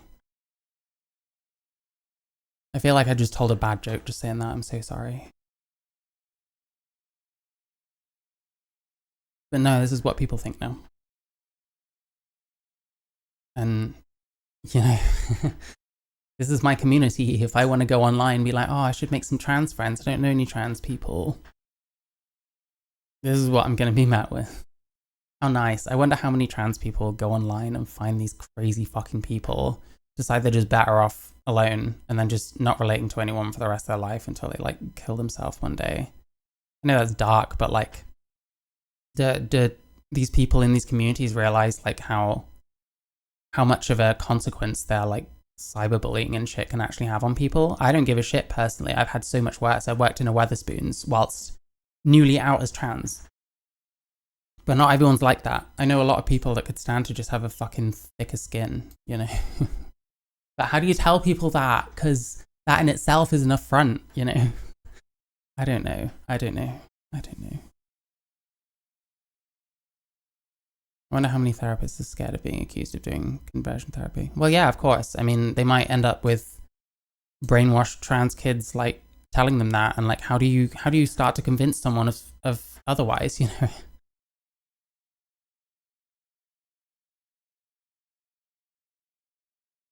Yeah, it's like, fuck. It's like you need deprogrammers in these. Yeah, you need like deprogrammers in these like health services if you're gonna get trans people to actually be productive member of society. Sometimes, like, fuck. It's like it's come to that. Jesus Christ, like, you know what I mean?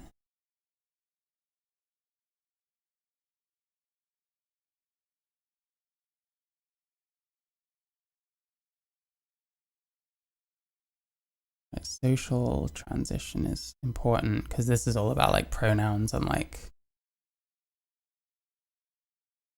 I mean, the extent of my social transition is people calling me by my name and people calling me she and her. That's literally about it.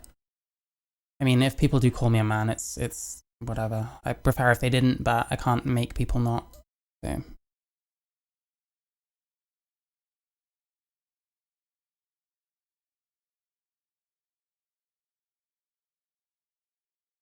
yeah, so it mentions people that live in stealth. It's more or less what I do. I mean, I'm upfront about that I'm trans because it's apparent, you know, and I don't mind that.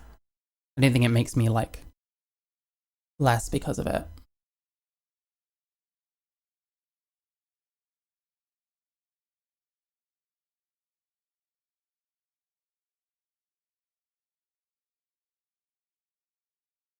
Also, like parental issues. That's going to be a crazy difficult one to try and resolve.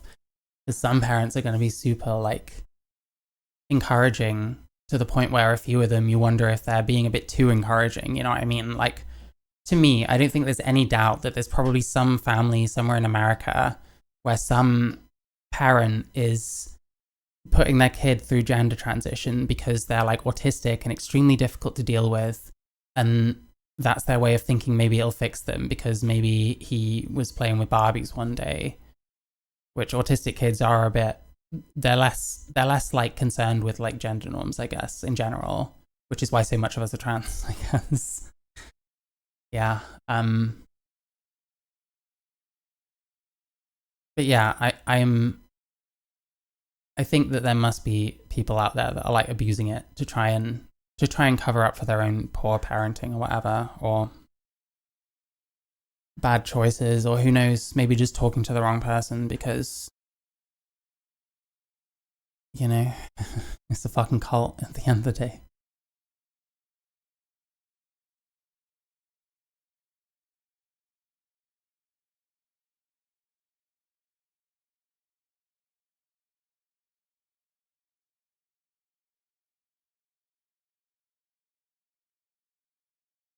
Have I also looked into the Tavistock stuff? Only a little bit. I glanced over the Kira Bell thing a while ago. But yeah, I need to go over that as well. I mean, I'm presuming this is going to bring it up anyway, so. But it kind of, I wonder if it seems like they were kind of rushing people through a bit. Who knows? Some places it's almost impossible to see someone. Other places seem to be a lot quicker, but not always in a good way. I need to look into it more, to be fair.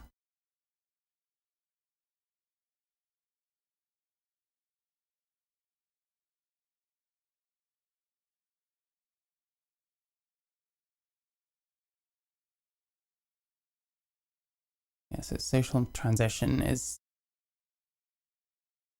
you're more likely to transition if you socially transition, obviously, yeah, of course.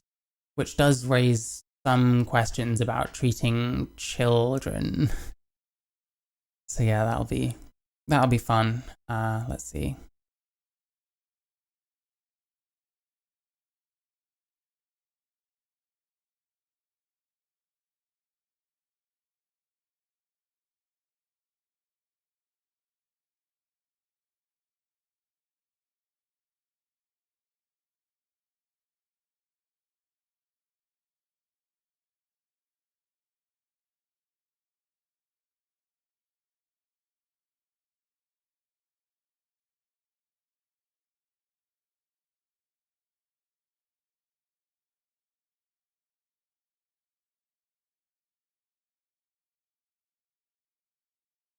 So that part they want to recommend. Recognizing normal developmental variation. Yeah, as in like some girls are tomboys. It does very much seem like these people didn't seem to exist a huge amount until very recently. Like things I'm talking about, like with the puberty blockers thing, suddenly these kids are killing themselves. Like where were they this whole time, you know? It seems like a very recent thing. And they're saying, yeah, because you like gave us a treatment and then pulled it back, but it was, you know, who knows in that case?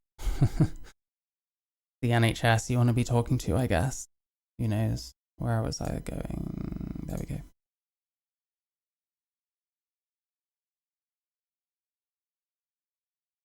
So we're back on puberty blockers, okay. Yeah, so the time to think, like, improve ability to pass later in life, which in some regards is true. Would I be happier if my voice was higher? Definitely. But it is what it is, you know.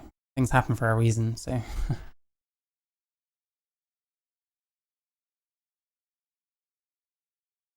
And that's the other thing. I don't know who's telling these kids that, like, puberty blockers... Sorry.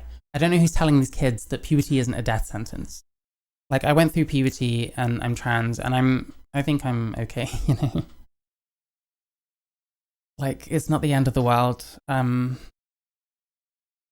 Obviously, it's a lottery. If you're ugly, you're probably still going to be ugly. And if you're that concerned about that, maybe that's not why you... Maybe why you transitioned isn't what you thought it was and you just wanted attention or something. Who fucking knows?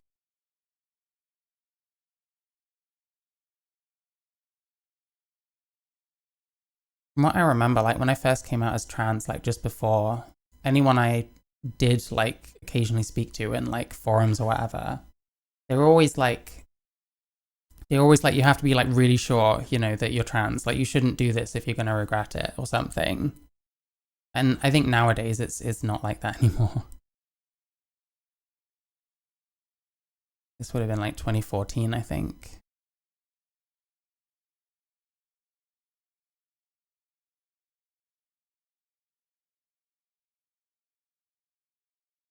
Yeah, sorry, I didn't finish on this bit quite yet. So the social transition in childhood.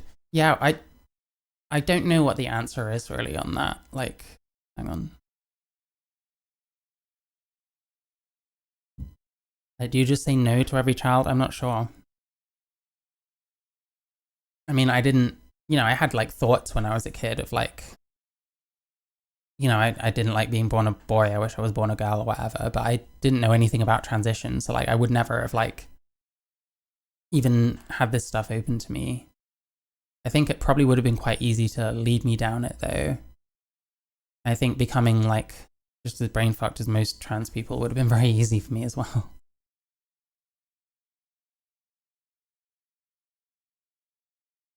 But yeah, so how much should you help socially transition a child? Well, fuck knows. That's a difficult one.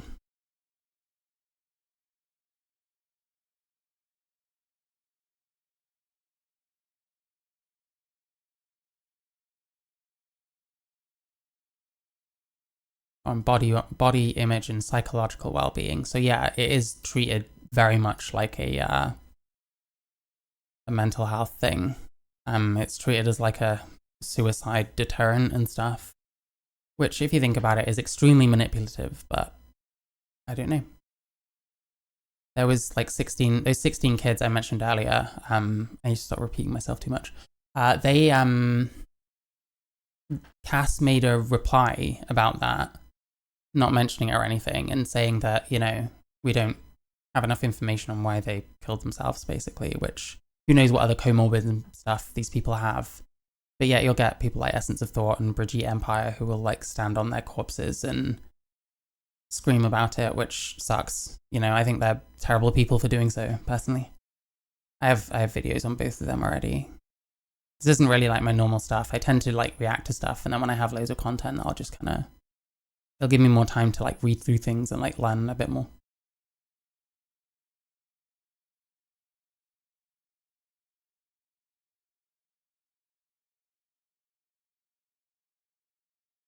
Also, a review by the University of York found that bone density is compromised, which isn't surprising.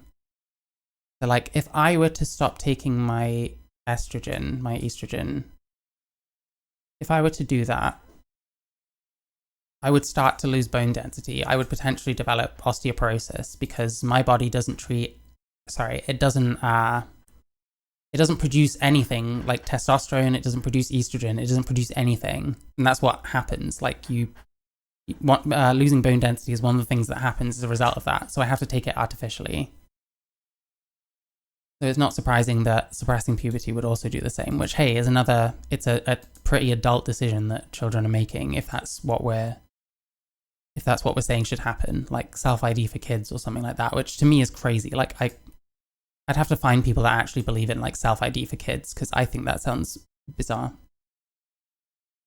But hey, they're going to be out there. There's like trans supremacists. Like, I'm not even kidding.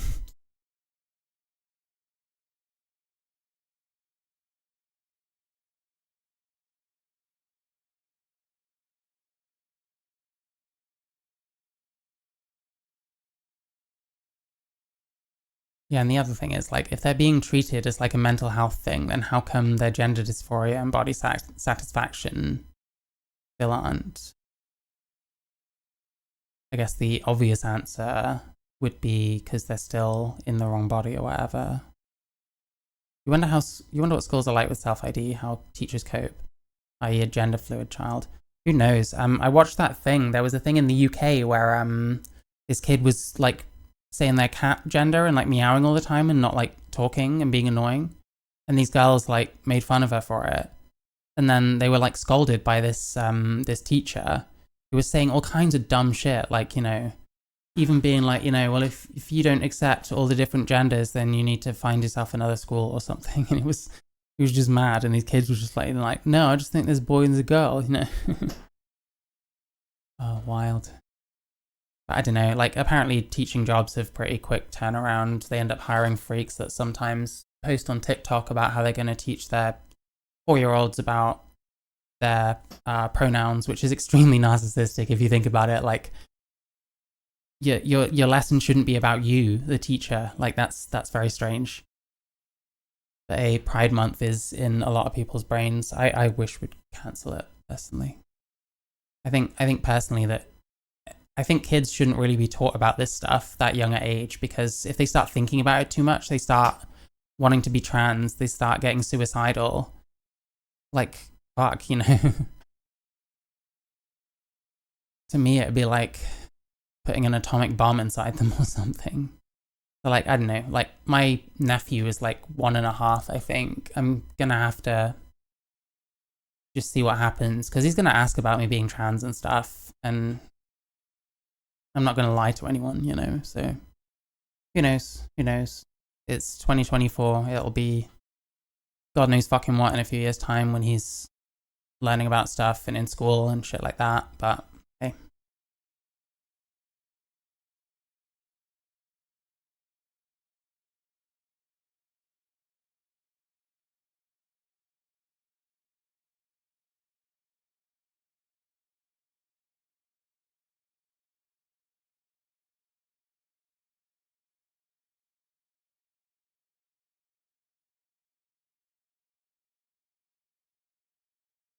So this part is important as well. Basically asserting, which is the same thing that the TRAs assert, just not at the same time. So we're saying that most people that are on puberty blockers go on to transition, which is true, which again gives weight to what I say before about, a young child decides that they're trans. They never waver from that. They go through puberty, but they don't because they get puberty blockers. They carry on to HRT, which could sterilize them. They end up getting surgery, which almost always will, stuff like that. I mean, especially if it's like a vaginoplasty or whatever. So it's like, did they make that decision and then stick with it, like when they were little? Like, what happens when they start like disagreeing with their past self? Like, I don't know. I disagree with my past self constantly, so I don't know.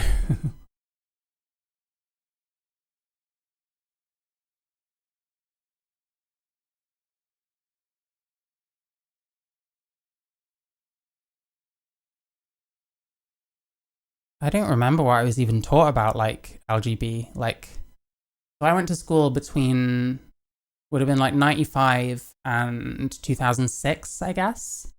I don't remember anything about like LGB really. Like there was like one or two gay kids and that was about it. Like we didn't really know about most of them and like people were kind of still a bit homophobic. Like I get called gay all the time because I was like quite effeminate even though I was a guy and I was straight, and I was like really weird. So yeah, I was an easy target, I guess. But I was a little shit when I was a kid. So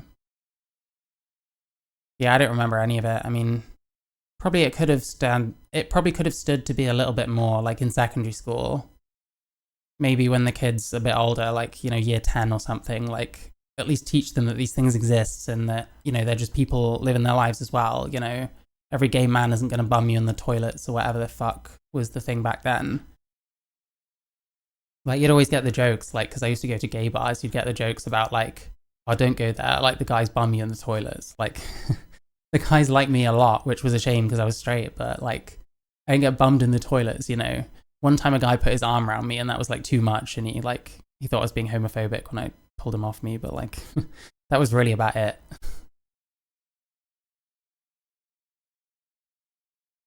So for me, it's about a happy medium, I guess. And like, yeah, teach them. Some people transition gender, like it is what it is. They're just people who their life has taken them a bit of a different place to most of yours will. I don't think it needs to go into detail. And like the gender identity thing, I think we'd need to like show way more like proof that that even exists before like teaching it in school, no less. Yeah, a lot of gay jokes bullying at school. Same, yeah, yeah. Yeah.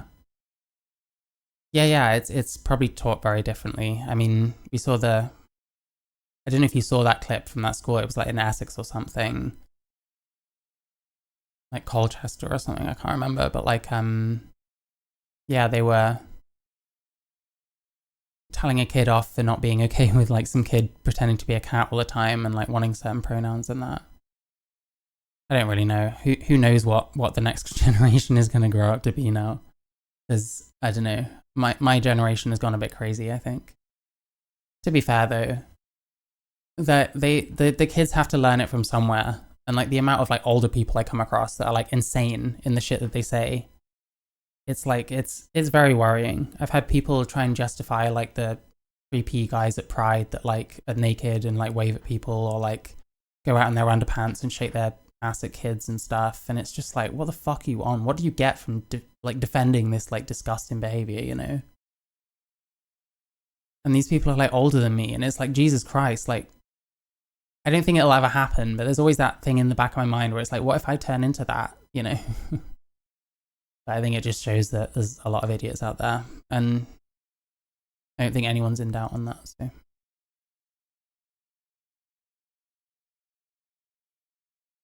the lack of high quality research, that's definitely going to come up because there were quite a number of studies that were like rejected because they deemed them low quality.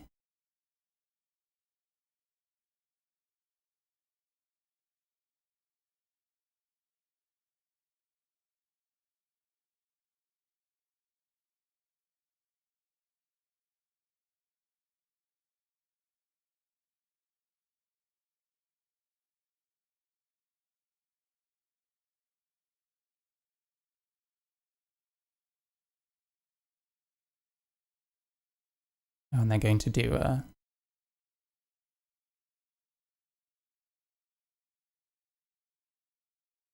Oh, so they're not...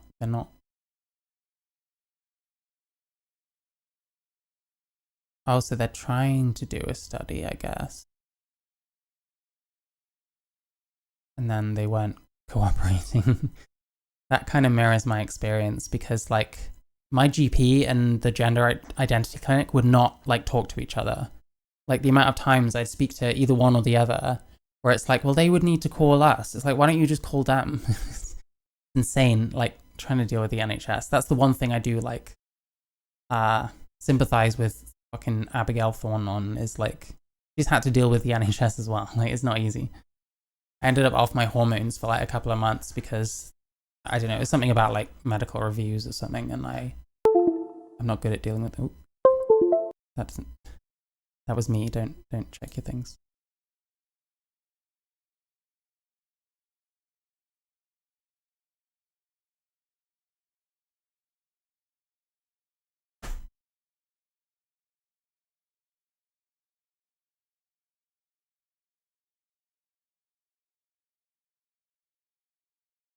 So this is something that will be forthcoming, I guess, over a long time.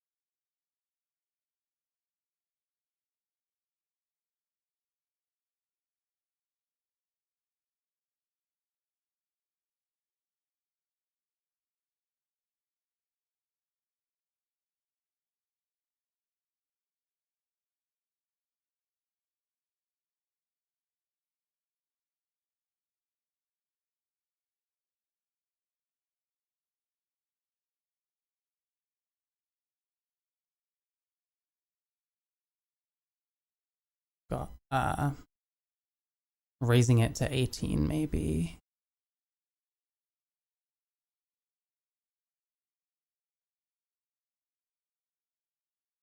I think that was the Carabao thing as well, like taking them at 16.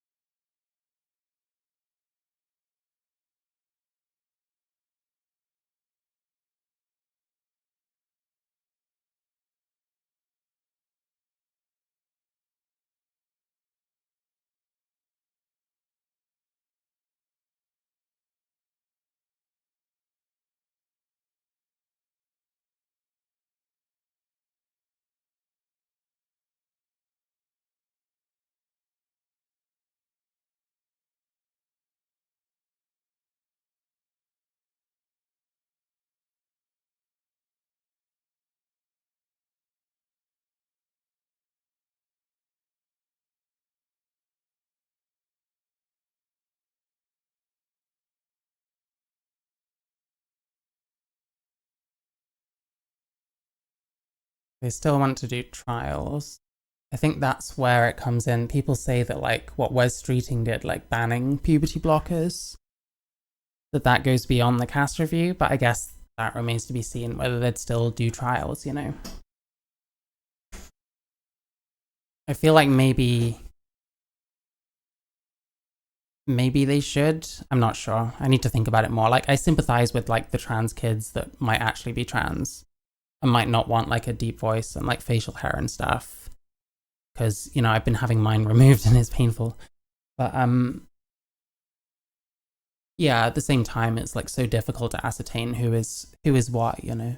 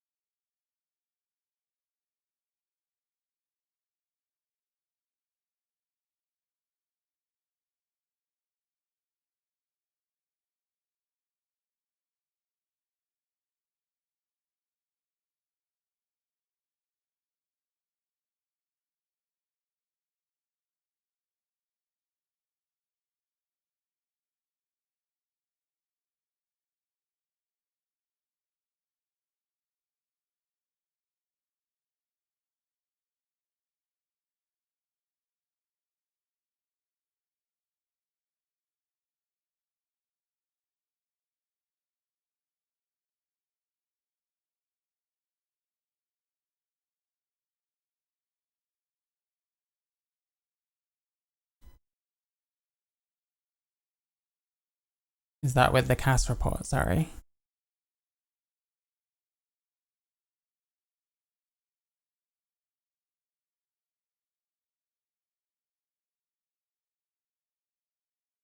I mean, they say long-standing gender incongruence should be an essential prerequisite. But I would have definitely still like qualified.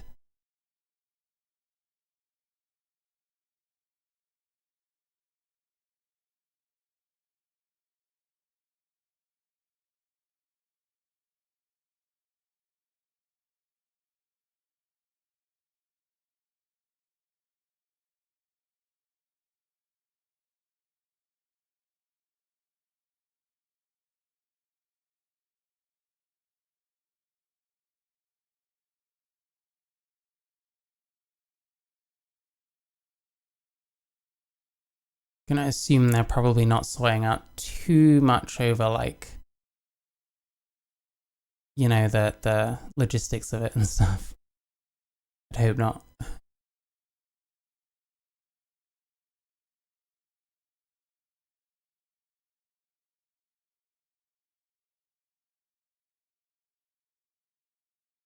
Oh yeah.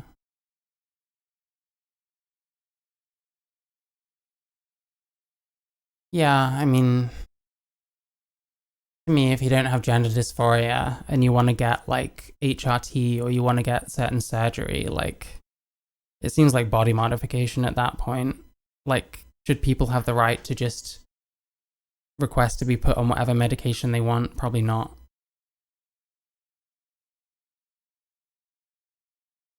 And the other thing about like the you don't need dysphoria to be trans is like no one has any examples of that. I've never met anyone. Everyone that I've spoken to says, well, I do have dysphoria. So it's like, okay. Like, does everybody or doesn't everybody? I don't know. But like no one ever gives me an example of like what kind of person transitions when they don't have dysphoria. Like, what's the point?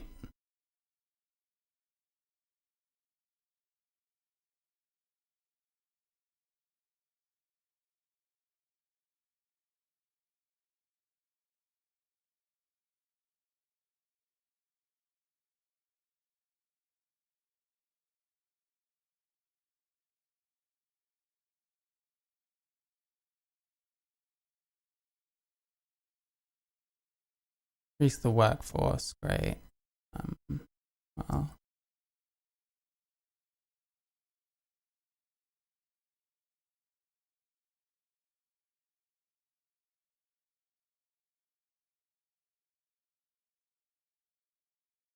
lack of confidence among the wider workforce to engage with gender questioning children and adolescents. People don't want to like work with them in case they fuck it up, I guess.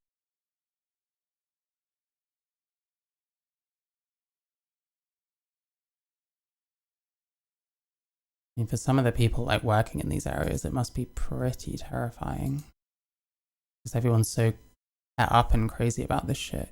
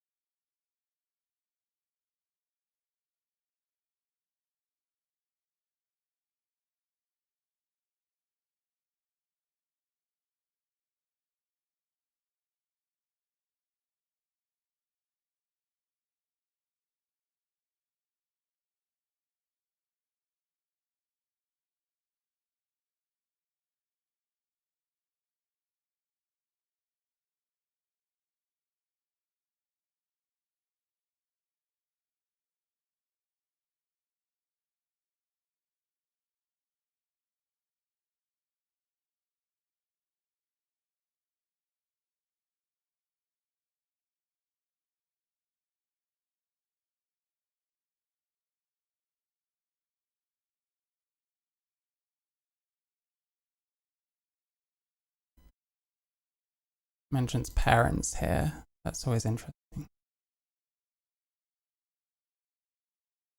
My personal feeling is that like the trans activists in general don't have any real like empathy with the parents and seem to be happy that like teachers can keep a secret from parents with a kid when A, you don't know how the parents are going to deal with it, and B, what kind of parent, like, you hear that another adult has got a secret with your kid that you're not allowed to know about.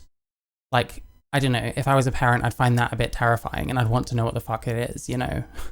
I don't think, I don't think parents, fuck me. If I had a kid, I don't think teachers should be hiding things with my kid. What if it's like something disgusting, you know? I don't even know what it is. So yeah, I think there's a fine line. Did I see the Elon Musk stuff on this recently? What was he saying? I've seen some stuff, but I don't follow him that closely.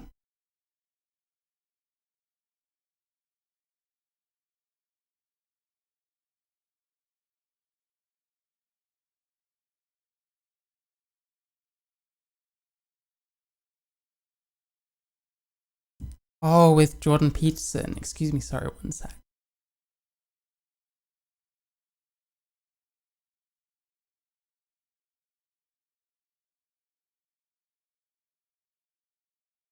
Yeah, I didn't watch that. I saw a heck of a lot of people tweeting about it. Like that he abandoned his kid and stuff, and like, I don't know. I think Elon's kind of pushing his own like wagon or whatever.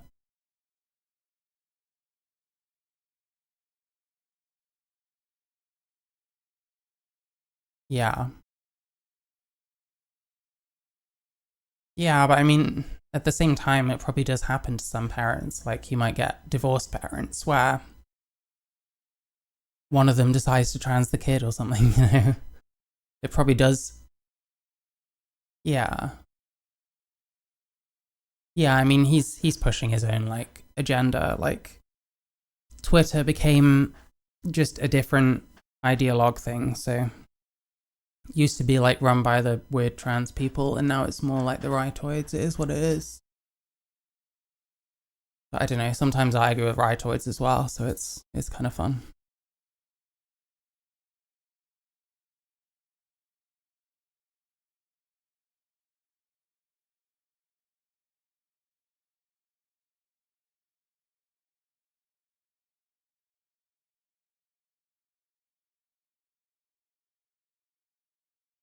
Oh yeah, it was this bit. Um, Current evidence base suggests children who present with gender incongruence at a young age are most likely to desist before puberty. Yeah, so it becomes a case of like if a kid wants. Oh wait, hang on. Yeah, no, most of them who present it will. Yeah, some people it will persist. Oh no, it's not saying what I thought it was. Never mind. Um, yeah, it'll persist for some. Does that necessarily mean they're trans? And yeah, it mentions parents. Like, to me, it would be terrifying. Like, if I was a normal parent who had a kid and at a young age just start saying they're trans and stuff, like, it would kind of terrify me. I wouldn't know what to do. So, like, to me, I do like empathize with like parents of trans kids, because a bunch of them probably have no idea what any of this is all about and have never like met a trans person or whatever, and just have to kind of deal with it now, and who knows where it's going to lead them to. Like, more trans people commit suicide than non-trans people, right?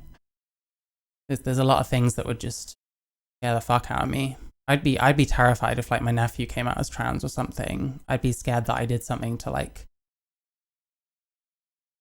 encourage it or something. But I don't know. I don't really want to like influence anyone to transition. I want people to transition themselves if that's what they really need to do, you know.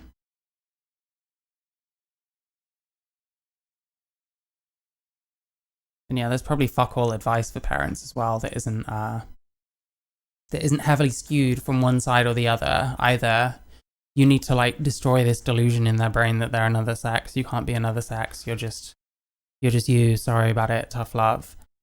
Or being like, you know, affirm the shit out of everything. So it's kind of, yeah, I'd be terrified. And everyone's got such strong opinions because that's necessary.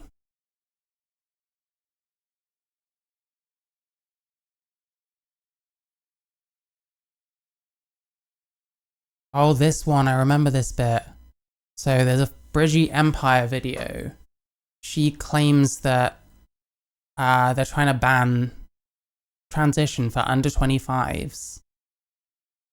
What they're actually saying is they should establish a follow-through services for 17 to 25-year-olds at each of the regional centres, either by extending the range of the regional children and young people service or through link services to ensure continuity of care and support a potentially vulnerable stage in their journey. This will also allow clinical and research follow-up data to be collected. Which you think if they've been like stewing in like the trans shit for however long, they get to that kind of age, like, yeah, who knows where their brain's at, you know? Probably socializing online at that point.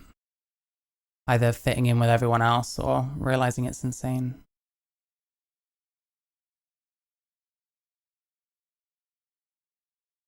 And then a bunch of them kill themselves. Anyway, I'm sorry.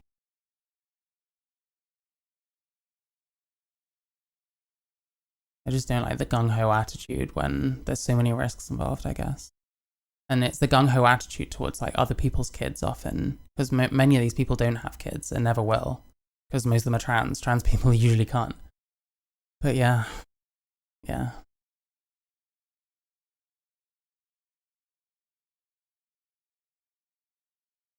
think that's what happens when like the culture moves too fast, I guess, and then doesn't keep up with everyone else. This is it, like, rebounding back now.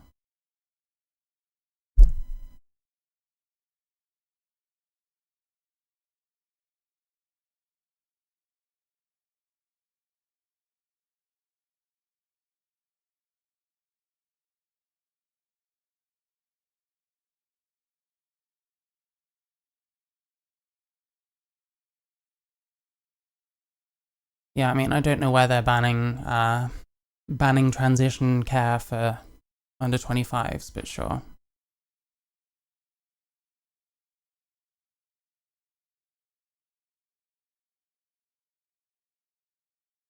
Detransition, they want to,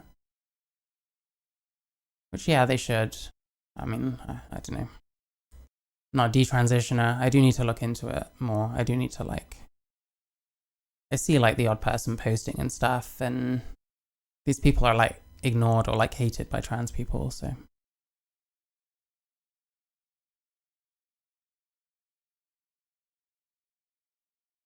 And then I suppose if you gave an example of like a detransitioner who gets shunned by the community, they'd be like, oh, well, they're a right-wing grifter or something. Do I follow any detrans content? I've seen the odd thing. I didn't watch too much of it, but like the odd thing. I watched a panel of like 7 detransitioners like talking about their experiences, and I don't know, I think it's worth hearing people. There was someone else that I watched that kind of raised the questions I have about like how it works in the US, where it seems like they just want your money, and the way to get your money if you're a gender clinic is to say, yeah, you're trans, come on, let's go. And like, you know, women that have like been singers and then like transitioned and their voice did the same thing mine did, and now they don't want to sing anymore because they probably sound like I do.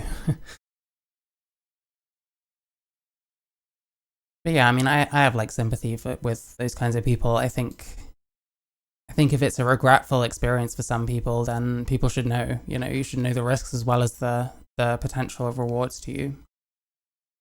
But for a lot of people, it seems to be like fitting in is the reward. I'm not sure.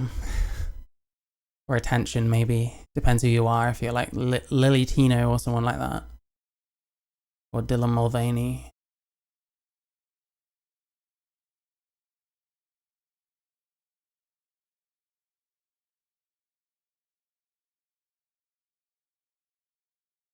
Private provision, I don't know what'll... yeah, available under a research protocol, so... I need to see more about what the... what Wes Streeting is doing with all that, because I don't know if they will be available in a research thing. I don't know. People have to start getting their black market HRT from the slightly less dodgy website that fucking Heather Herbert knows. How about that?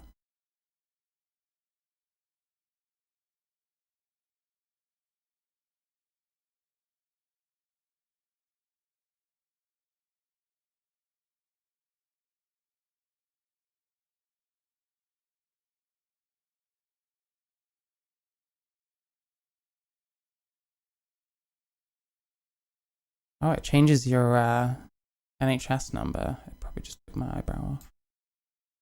That's fine, you can't see anyway.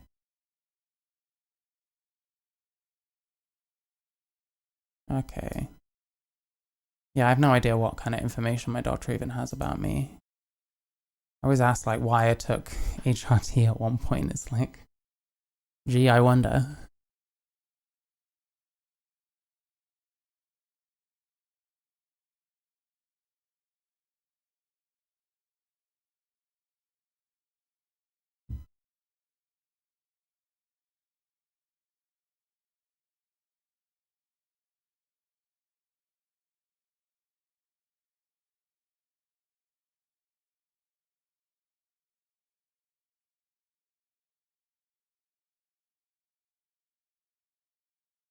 Not sure what this would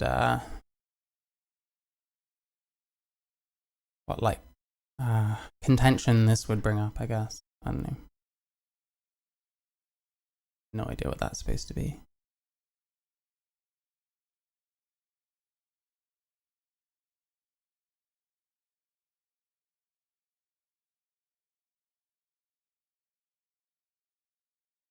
I guess this will be where the stuff about all the studies and that will come in. What I find is people like to just slap studies in front of you and they'll be like, yeah, this proves that this, and it's like, not how studies work, but okay.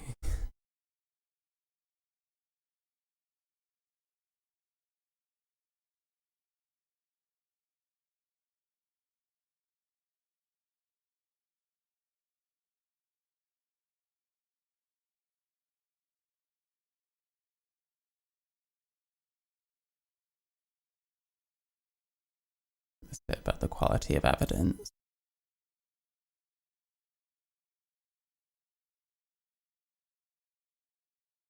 I don't know if it lists them or anything. I don't really want to read through hundreds of studies. I hope it says like whatever it calls like low quality, it sort of says why, like if it's not blinded or something like that.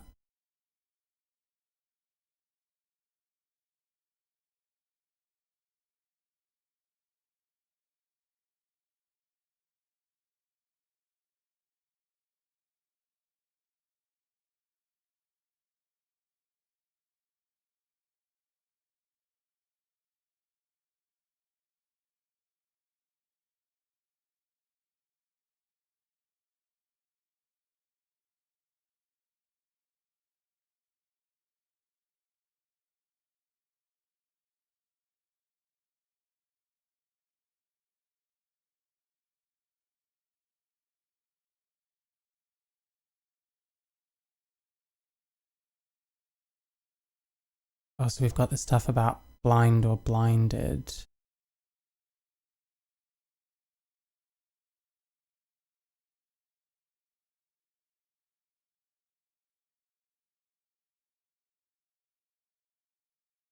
More stuff from my A-level psychology days. Way long ago. Got an A though.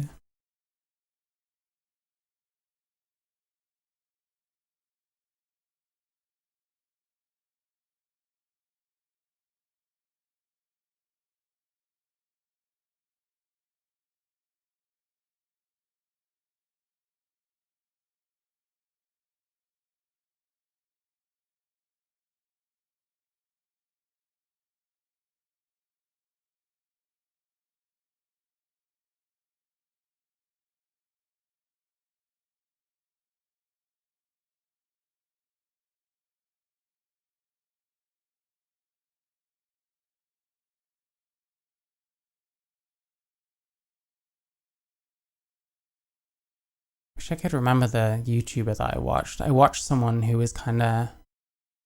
Their suggestion was that, like, trials for, like, trans people or whatever can't be blinded.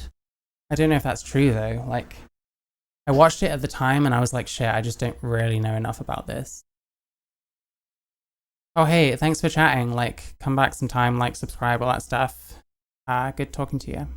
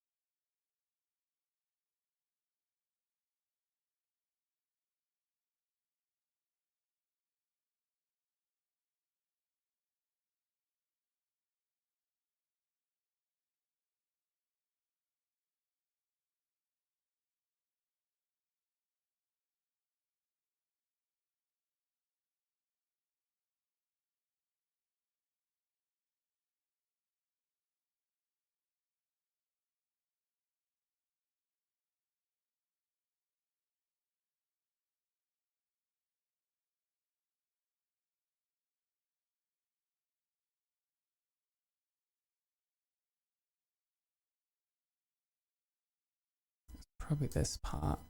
Excuse me one sec.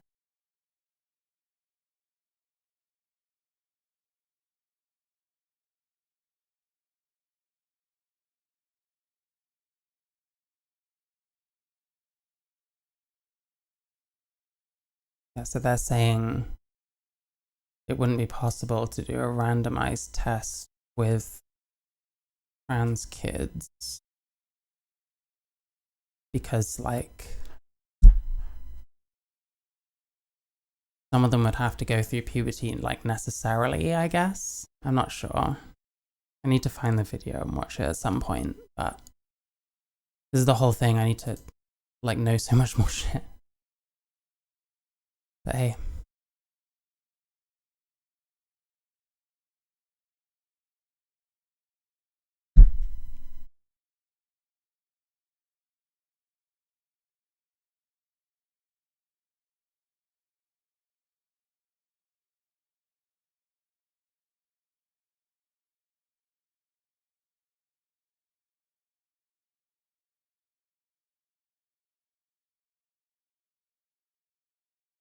There's 79801. Hi. I'm good. How are you?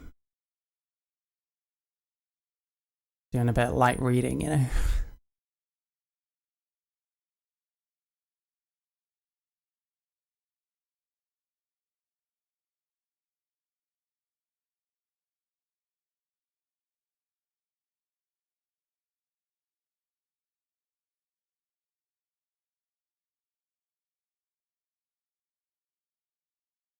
I'm gal. Yeah, kinda. I'm a trans, yeah. I was a boy and then I turned into a girl.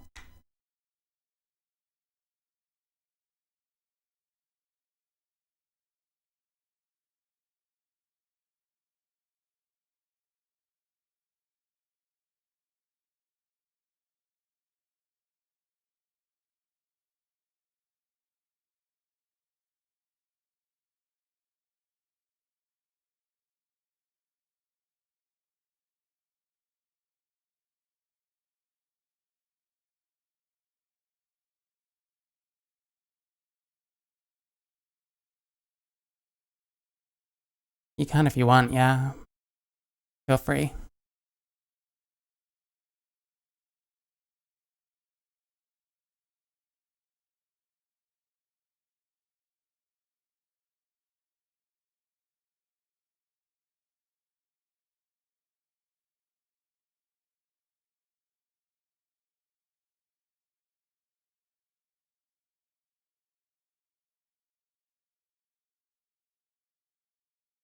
My body suit to be a girl or no? Probably. I've had like surgery and stuff, if that's what you mean. I'm not like flat chested, you know.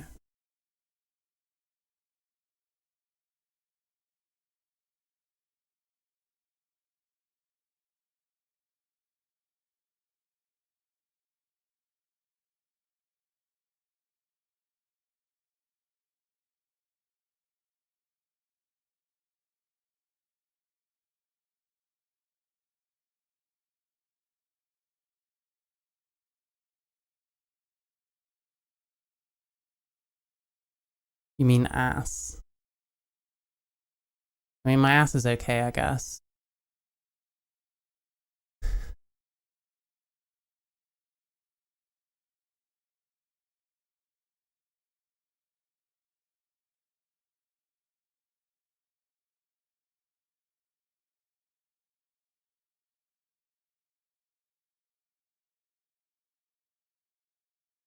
Can I stand? Not right now.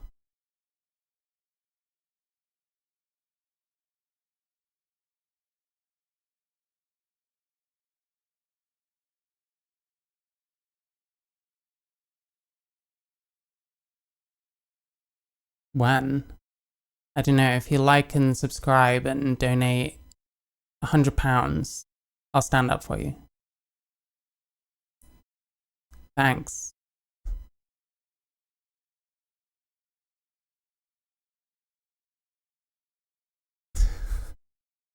I'm sorry, I'm reading something right now. I don't really want to stand up. I'm sorry. Am I Shakira? Yes.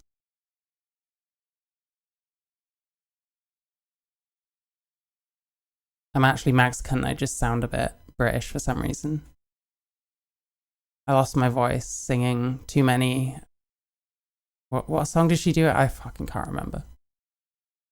My sister liked Shakira.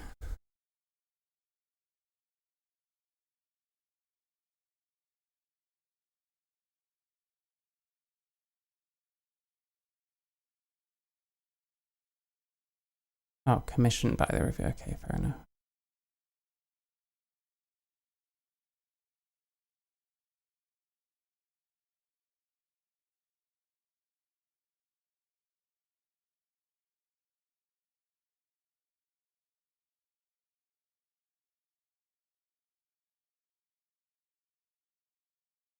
I like it long or short. Depends what it is, really.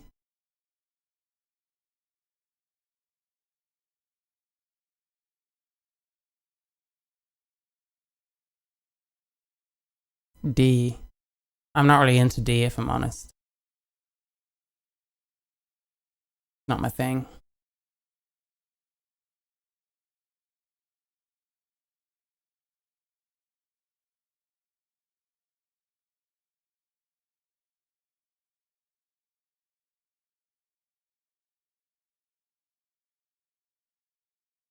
I do not love the D. No, not really. I'm sorry.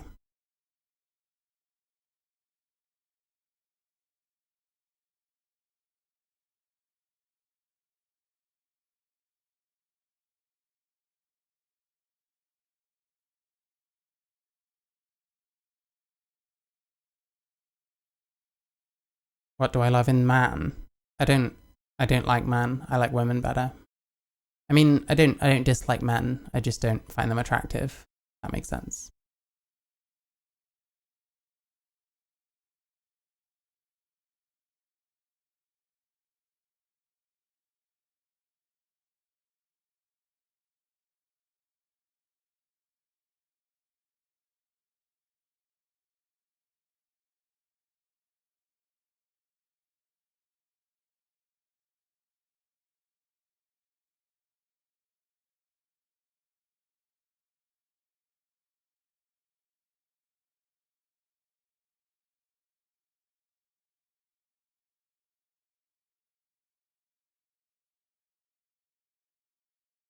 I like boobs. Yeah, I quite like boobs.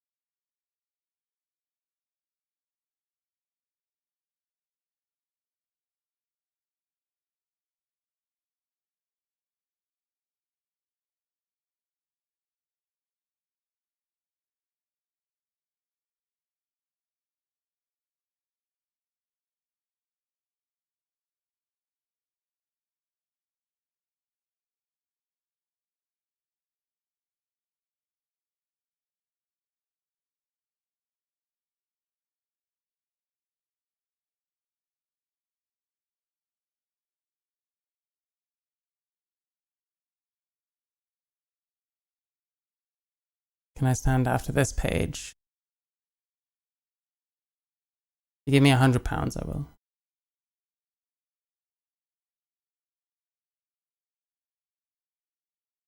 I mean, I'm bored as well, but I have to read this, so. Bye.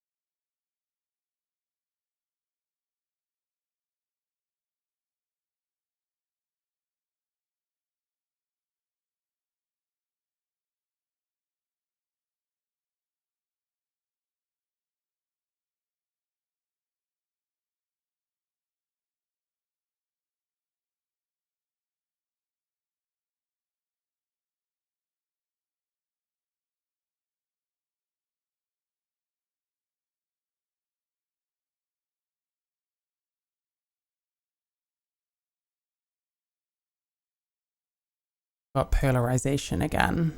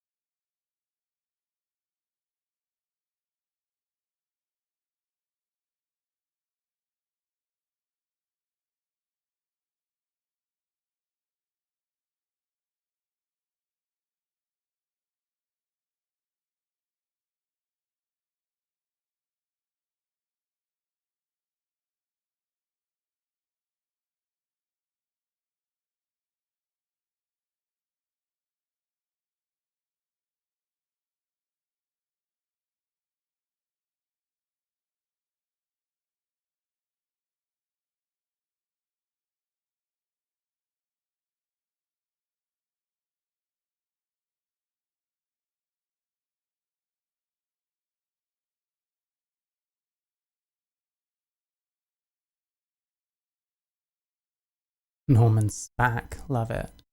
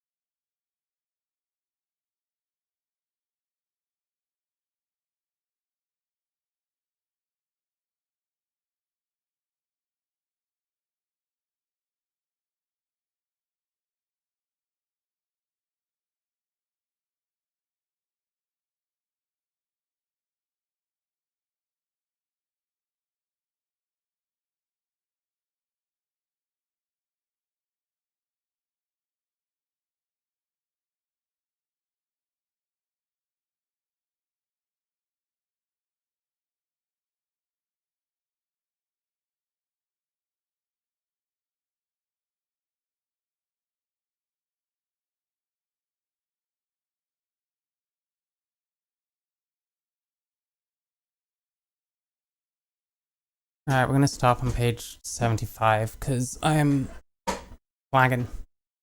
Anyway, thanks for watching. This has been really boring, I'm sure. But never mind.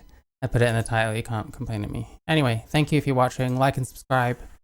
Check my videos out at themarychu live on YouTube. See you again. I'm usually on like 2 till 7, but just random days at the moment, so I don't know. Have a good one.